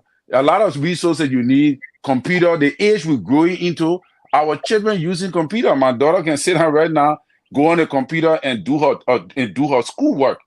All right, and we need to reduce all the subjects. Why must you give a student 13 subjects, Mr. So? Yes. Why must somebody have 13 subjects? I've been trying to reach out, but this is where the frustration is. To specifically the Ministry of Education. Right. I mean, society has involved. I think it is time now to redirect or kind of to revisit the curriculum, because the thing about it, when people graduate and leave, you want them to be resourceful. You want them to have skill that they can take out in society, so they can't end up being like a liability again. But they started, and it's all in there. They started, I think, about 3 weeks ago. They just suspended the last section because they said the map it was a leak. They sent it up to on the 26th or whatever it is. So what is the point of that? Why they sort of burn out on these kids? Too And much. at the end of the day, the graduate, you can't even they want it. They don't even know. They don't even. How can you put all that subject in you? It's not possible. Lastly, Mr. So, subsidies. If you cannot, a short-term goal, like you see, most people don't like when I talk about that. But a short-term goal, give subsidies to private schools or institutions, public institutions, that will minimize tuition, that will reduce the tuition. Because if you don't have the ability to pay children's school fee to alleviate the stress. So what you do now is that you have to put mechanism into place by giving subsidies to some of these schools so that they can reduce. If you listen to the student, if you listen to daycare program for kids, or maybe K1, K2, if you listen to how much those children paying, Mr. So, you will want cry. Some of them paying, some of the parents paying $200 in poor country like Liberia. You talk about tuition. We're talking about like every other day or so pamphlet. All kinds of stuff. $5 today, and part of that we saw that happening. You know, the country, the system is just so. The system is so contaminated. You have ministers, and that's the difference with that. We don't know. I'm not saying here that people are perfect, but there are certain things you do. You live to the standard of that. You either relinquish or you turn responsibility over to other people when you want to come to that, because they don't want that conflict of interest. Yeah, you right now, you doctor, you get a huge pharmacy, 3, 4, 5. You're managing the highest government big care facility, but you can't medication that you can't find there. Patient people go out there to then you send them, you give them no, they go to your pharmacy. Yeah. In the same education, schools, they have schools everywhere.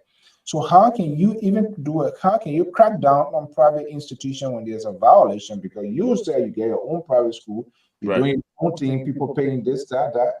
So it's just crazy. Is this a breakable here to them, people? Can I come in? Breakable said that he agree with you that I drink palm one to net. He wrote it Sunday on the Sunday there. Hello? Because he said I'm talking Tabata. Breakable pie. Hello? Oh, yeah, hold on. Oh, sorry. My apologies. I think it's not connected. Hold on 1 second. I don't know why. Yeah, hello? Hello? Hello? Yeah. Let's hear you. Okay. Thank you for the show. So I had issue with you, Mr. So. Oh, you know what? You sitting on a platform and you listen to two liberal guys discussing. You don't even hold them to the wall.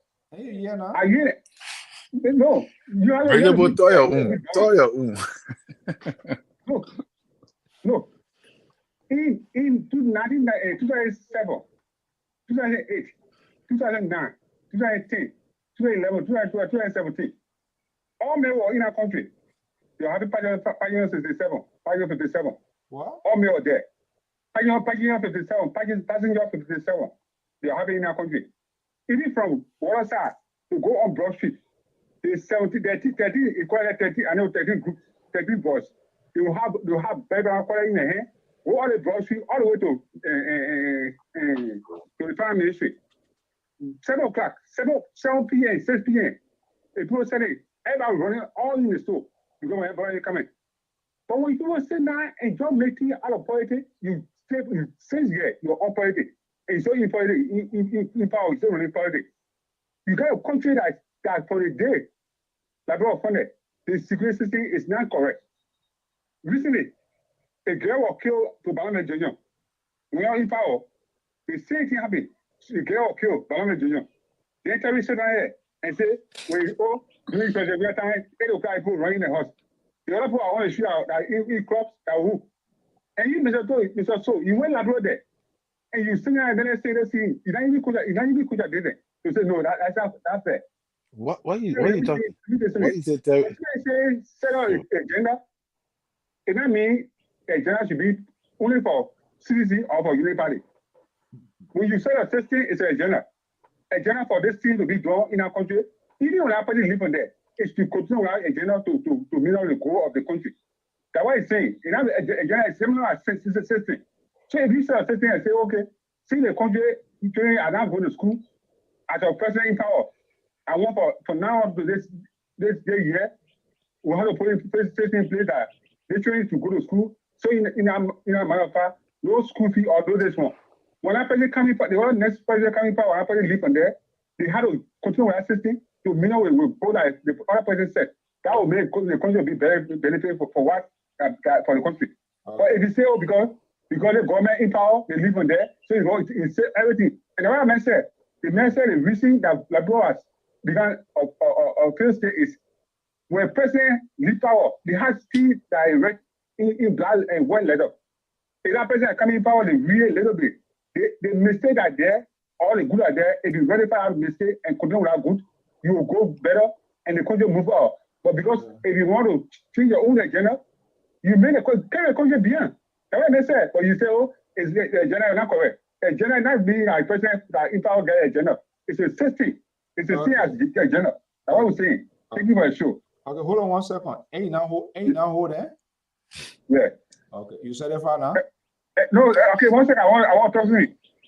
No, tell me again, Jerry.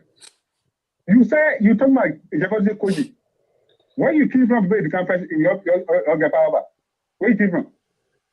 You are president, you're in power for 12 years. You're left for power 12 years. In less than 6 years, they may not keep power. You criticize about them. They not do this, they not do that. In your government, you sign Google consultation agreement. Okay. All that bad things you have in that country. But still, you had a ghost to come out and say, I want to be president. And the people will listen to you and you won the election. You look at small who says you're in power? Yeah. My head now. No, I'm breaking the man. So you can't guide you have no ghost to discuss about someone who has ghost to speak. The man had a right, he's a librarian, he had a constitutional right to speak. The same way you have a right for other states here, you feel the country and you come back, the librarian take you this better. In less than 6 months, you don't even know what you're doing. That's why the man said, no, Mr. Bago. No, 1 second, Mr. Bago. Listen. Come on, you can't have that. You can't have that. We'll move our time. Keep some for tomorrow. Today, Friday. Keep some for Sunday. Jesus Christ. What kind of man is this? That the Weashen, that the original Weashen, that man you caught him. He's not a Evis, he's not a what you mean, Keto. He completely Weashen. You caught him. It's weird. Yeah, that the man will not. We're in trouble. It's unbelievable. Wow. You see, I'm holding your Ali. You say I'm holding your. I don't know why I should to grab your. But Breakable, I never told you say that.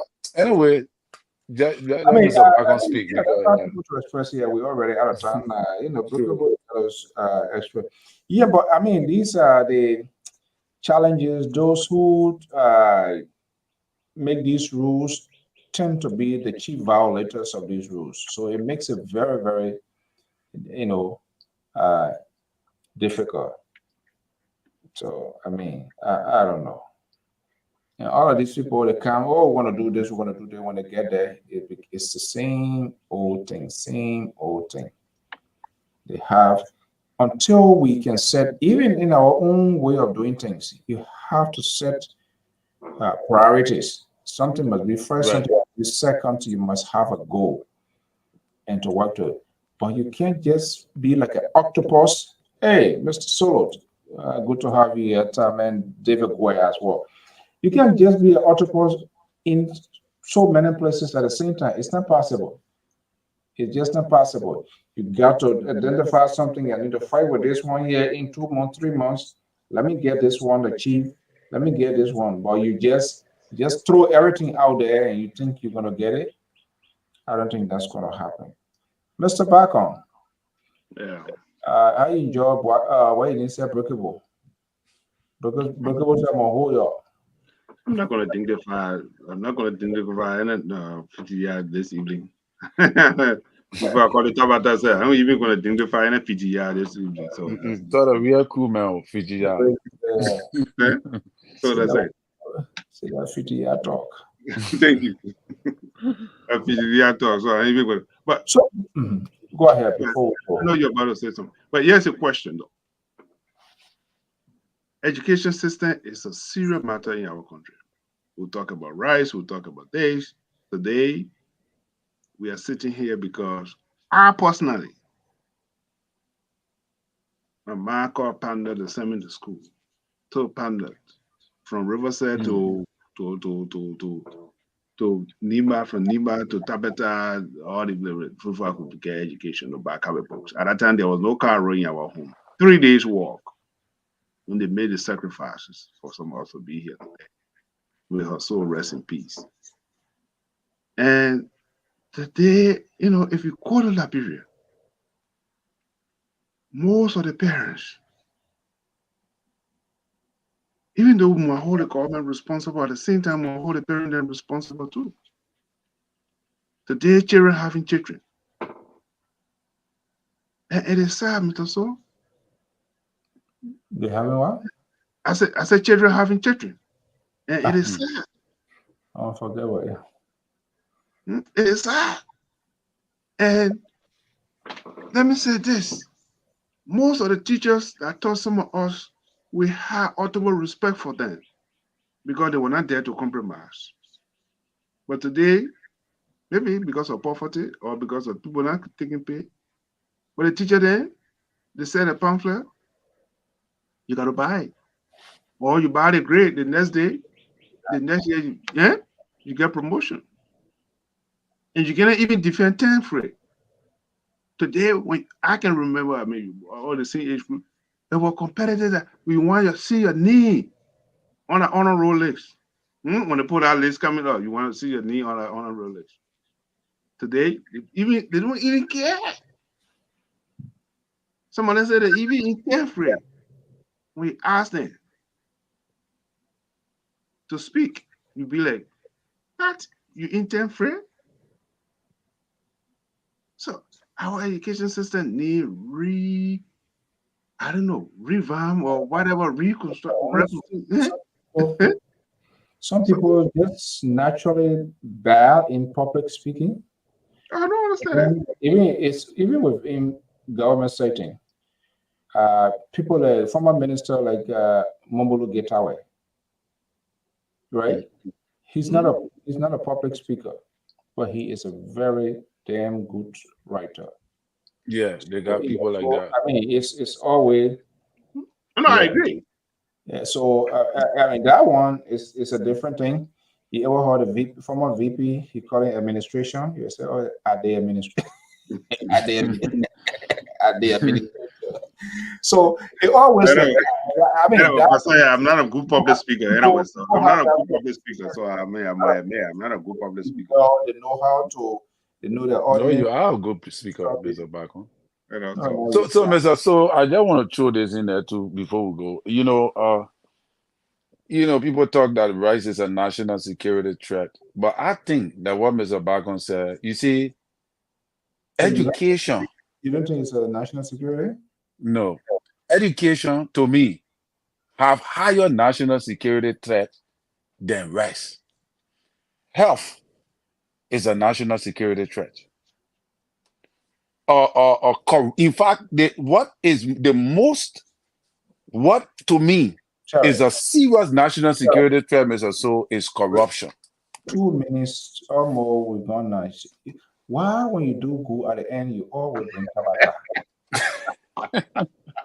Because now, I'm not saying rice is not a national security threat for our perception. No, I'm saying it is, but not as compared to these things I'm all learning right now. So what do you? And even though, do you consider national security threat? What do I consider national security threat? Yeah, if you were to categorize, put that into column, why this is a national security, this is not a national security. Well, anything that jeopardizes the future of the state is a national security threat. If rice were to go off market today in escalation, say 100 bag, $100 for 100 US for bag, and people can't get it, what do you think gonna happen? Your child will go to school? Well, I think you see, anyway, we can set it up for a different day on a different discussion. But to be honest with you, you're not getting away. You will have no obviously day. Everybody here say Thompson one day here today. When you have a different day. Just say, is that a thing you want to plead or what? No, I'm not going to plead the fifth, but I'm going to tell you for sure, right, Mr. So, if rice goes up, it's going to be crisis in the country, but it's not going to be to an extent where in the country it would jeopardize our state. You know, but anyway, that is my opinion. To be honest with you, let me ask your friend. Mr. Bakken. Obviously, you know, Mr. Bakken will go on the side of that. But anyway, so you're not matched, and you're continuing to be together. So I have my personal view on certain things that Liberians believe that this is what it is, because we have been believing it to be that way for a long time. But what I wanted to say to you is that, like what we were discussing the last time, Mr. Victor on the show. Shortage of gas, can it cause national security?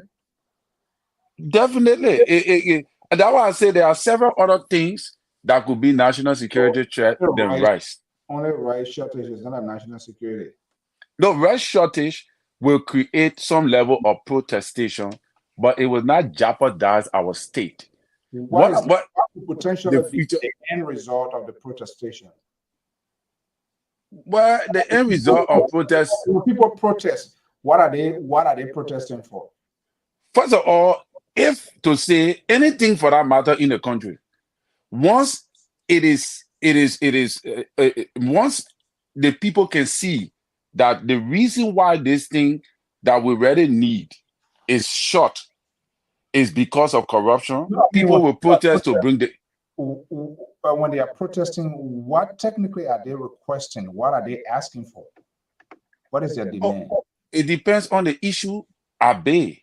If the protestation is about the shortage of rice, that would be the issue. If people protesting for lack of salary, that would be the issue. So it depends on what is the issue at that time that led to the protestation. Okay, if we say rice now, all of a sudden artificial or whatever scarcity and happens on the market, and we go all of a sudden tomorrow people wake up, you went to town today, stores all jam-packed, rice, everything everywhere. By the time you go load the next day, all of a sudden you can't even find the store that right closer to you, you can't even see rice. You go to the next place, you can't see rice. You call somebody from Painesville area, oh, no rice here. You call people from Ghana, no rice. What's going to happen in that interim? Panic. It's also panic. People will panic, but they will find something to eat. Just how during the war, people. So how did people survive during the war? The war was a hassle situation. The war now is the aftermath of the war is going on, but this time no gun. People should be at liberty to go that work to be able, if they get money, they should be able to find it. Unlike during the war, you get the money, but you can't even find the goods. So take for example, what happened in America here when there was a shortage of gas. It was not the fault of the American government that there was shortage of gas. But also remember they do have a reserve. They have a reserve, but for a period of time, we get reserve. We don't. That's what I'm trying to tell you. So people will not just jump in the street because there is a shortage. People will understand. They got to understand why is this? Why was there a shortage? Because there's a possibility. I don't care about the condition. I want my government. That's the responsibility of the government to make sure to ensure, working with the business community, essential commodities are always available for consumer. I don't care. I'm not working for government. I'm doing my own thing, but I want to go to work. When I wake up to go to work, I want to get my car to the pump and get gas in it. I go to the station, no gas. I can't get food. No, I get the money. I can't buy food. I can't find food anywhere. Is it not enough to even paralyze government? Mr. So I'm not saying that is not that I'm saying to you, I'm not saying that is not that. The policemen, the army men who wear uniform, eating when they not eat, they get an order eating, they go. I start that kind of thing. Okay, Mr. So, you know, so what if you know, according to you, it will become a national security threat if there is scarcity. That is your concern, right? That is your argument. If it not only scarce, if it is not available, which of course is the same thing, it will So become. you remember President Weah's time when there was a scarcity on the rice and the gas, did people really protest? So what did the government do? They went to bed like that? No, they didn't go to bed, but they tried to solve the problem within a period of time. It has the propensity to create chaos, to even, real nightmare. If you don't find a solution, the reason is something is because government did something. Government found a solution. Government were able to maybe make funds available, subsidize, get to the importers, were able to do something to expedite to make sure it's available because government is aware. If you don't have that, what becomes of people that are in government facility hospitals that is supposed to be feeding? If you can't get a food, what becomes of them? When hundreds of people, God forbid, start dying, especially those ones that there, some people prepare food at home and bring it because government does not have the resources. If they can't get it at home, what happens? The people in the hospital will be affected. So, it's yeah, Mr. So that for that, you have a for me, I have a different view, and I want to maintain my I want to maintain. You having a bad night tonight. No. It's a bad Friday for you. I want to maintain my opinion on the matter because on another day we can discuss it deeper. But I want to I still maintain that Liberians have evolved that from that mentality of that, like the last time we were on the platform when we talk about, we must understand. Yeah. When things are normal, the way you were. I think there's a back on force. Yeah. I'm listening to you. Back on say he mad with you. He just sent me a text. I don't know what happened to no, plenty people mad with me today, but I'm following you guys. At normal, there's a way you as a what make a human being we can adjust to it. That's a different thing. But all of a sudden, you go look. It just disappeared. You're not getting it 1 day, 2 days, 3 days, 4 days. Well, you know what you're talking about? National anthem will start playing, and you know why it means the national anthem play. Somebody not to overthrow. People don't know they use that to cause surprise activities. And then the people they become people popular uprising and so forth. And that's not what we're calling for. But we are just saying in the absence of this insensual community, it brings instability in the country, uncertainty, fears, and all of that. Mr. Barkham. Yes, thank you, Gary. But you see, what are we going home with? You might have your opinion, but it doesn't mean your opinion is always right, or the other people have contrary to your view. But however, the idea here is rice is a national security issue. Health is a national security issue. I mean, I can criteria what it is to do, but what we can do, the government have to be proactive on the issues before it escalates. Especially like the last topic I brought up, education is important. We have to put it to rest. If not do it, we are falling behind with everything in our country. Liberia was a founding member of the United Nations, OAU. People from Ghana, Ivory Coast, they used to come to our home to get taught the people toothbrush and toothpaste and things. Now, people have turned. So it is time for us to start thinking. Why we were to the top of the hill, Liberia was a beacon, Everybody wanted to come to Liberia. Now we are leaving Liberia. You say you gotta go to Ghana. You want food, you gotta go. You send a car to Liberia, you gotta go send it through Africa or Guinea before you can get it. So all these things is hurting our economy. They're hurting the future of our nation.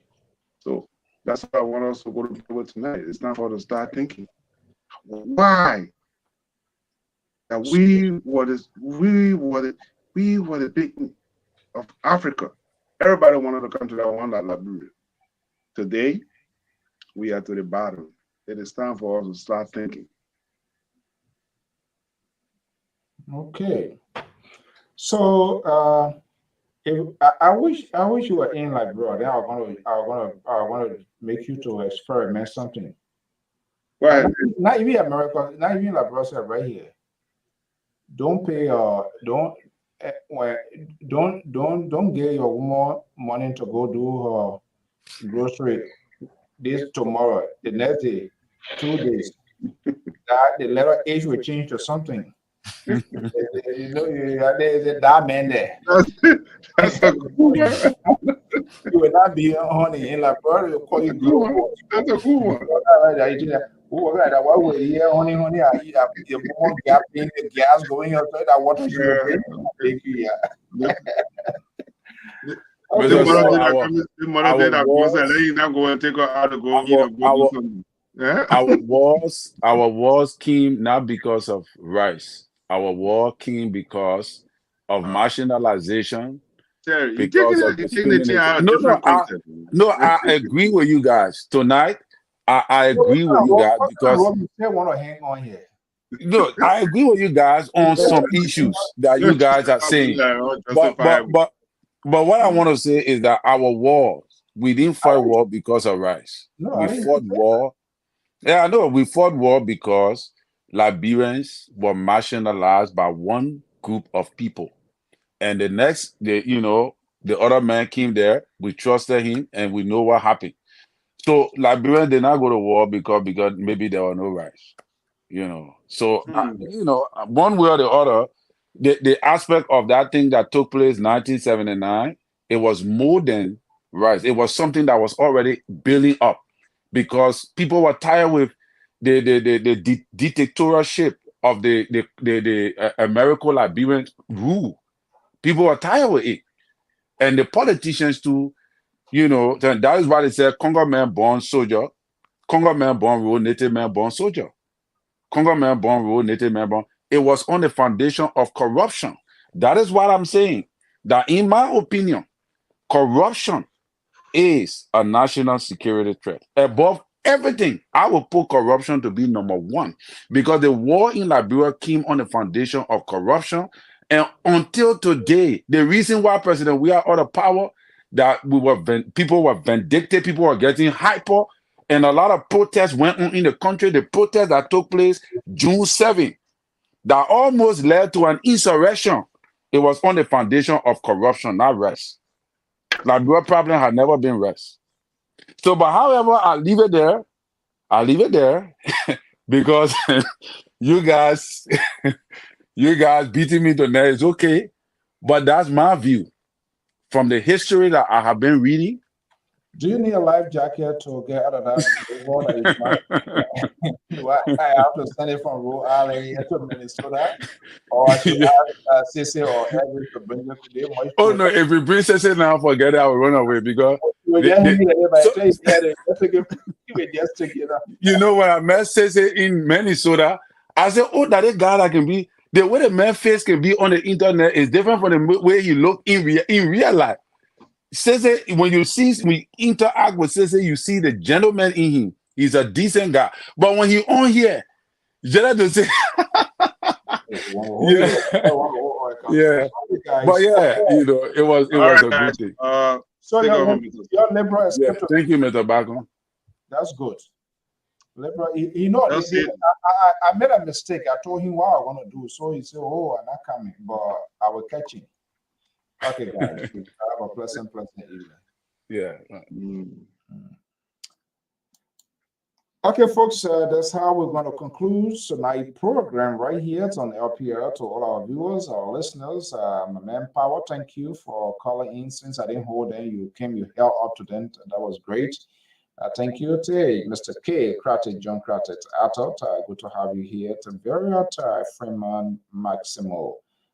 Tobit, good to be here. Yawalot, thank you for being here. My man Bill. Yeah, Terry still finding it hard to explain himself. He said, rather than national security issue, but I'm working as something. But anyway, this is what we always do, try to have this conversation. But trust me, you wake up tomorrow, no rice on the market, the government is in problem. And this is why they kind of like really jump on it to make sure to cool down the tension. That's not what you want to do. In a country, in a society that cannot feed herself, you are in danger. People will regulate you, they will control you. And we saw it, one of the key factors that led to the fall of the Soviet Union. And it is why it is. And the reason this country is so powerful is the feed yourself.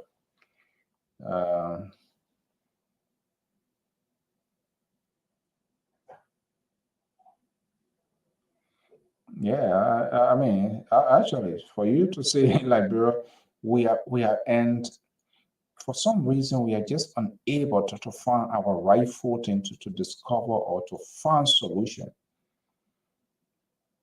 And it is quite amazing, something that we consider as our staple food, and we are unable to control it by ourselves to be the one to produce it. So, God forbid, if there's an issue, how will we survive? People, you can't survive, So, Rice, it's time to have a visionary leader now who would take a reality, and that's where this national agenda comes in. National agenda is something that you identify as a government.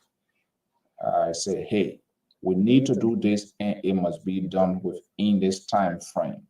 It's not a matter of dictating to the people, but you want your goal to be achieved. You have it in the short term and not a long term. The short term, we want to make sure the feeding process starts, and you start thinking of one strategy how to continue the feeding process, which will be the long-term goal to sustain it. And so rice is something. Hopefully this conversation will be here and not just talking, because for so long this thing being over. We need a comprehensive, a reality, and the lasting solutions, hopefully to find a way out how to get this going. Well, folks, thank you so much. Time has caught up with us here. It is 10:22 p.m. Eastern Standard Time. We're going to leave it right here in today's edition here of Lpr-Tv Live of the Analysts. Tomorrow is Saturday. We'll see what happens, making an arrangement to host the superintendent of Grangeda County. As soon as we get a confirmation, we're going to, and that of LOFA as well. So as soon as we get a confirmation, we will make that known to the public. What on the 21st second, funeral rites of the late Sam Browns will be held right here in the Ocean State of Rhode Island, and we'll be bringing you those live homegoing ceremonies of Congress Sam G. Browns right here in the Ocean State of Rhode Island. May his soul rest in peace. Until then, have a pleasant evening. And thank you for sharing your evening with us. Bye-bye.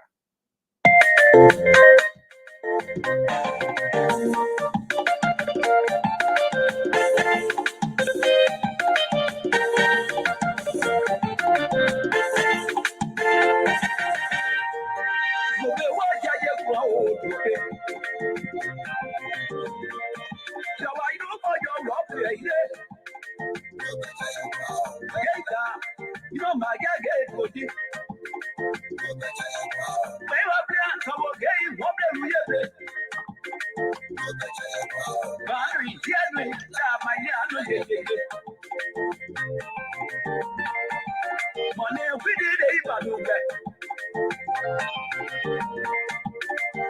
Yeah, you know.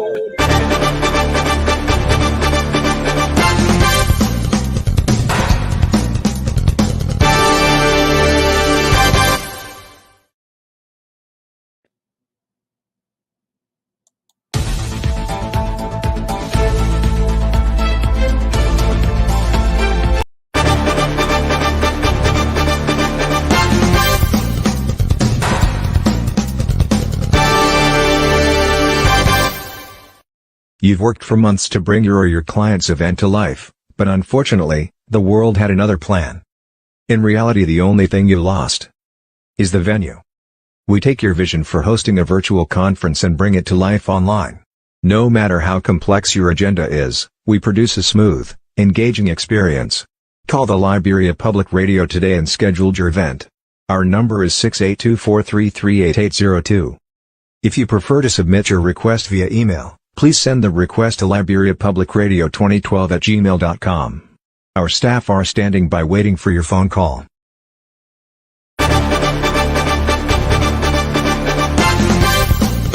Life is a journey, and as you travel down the line, you may remember something.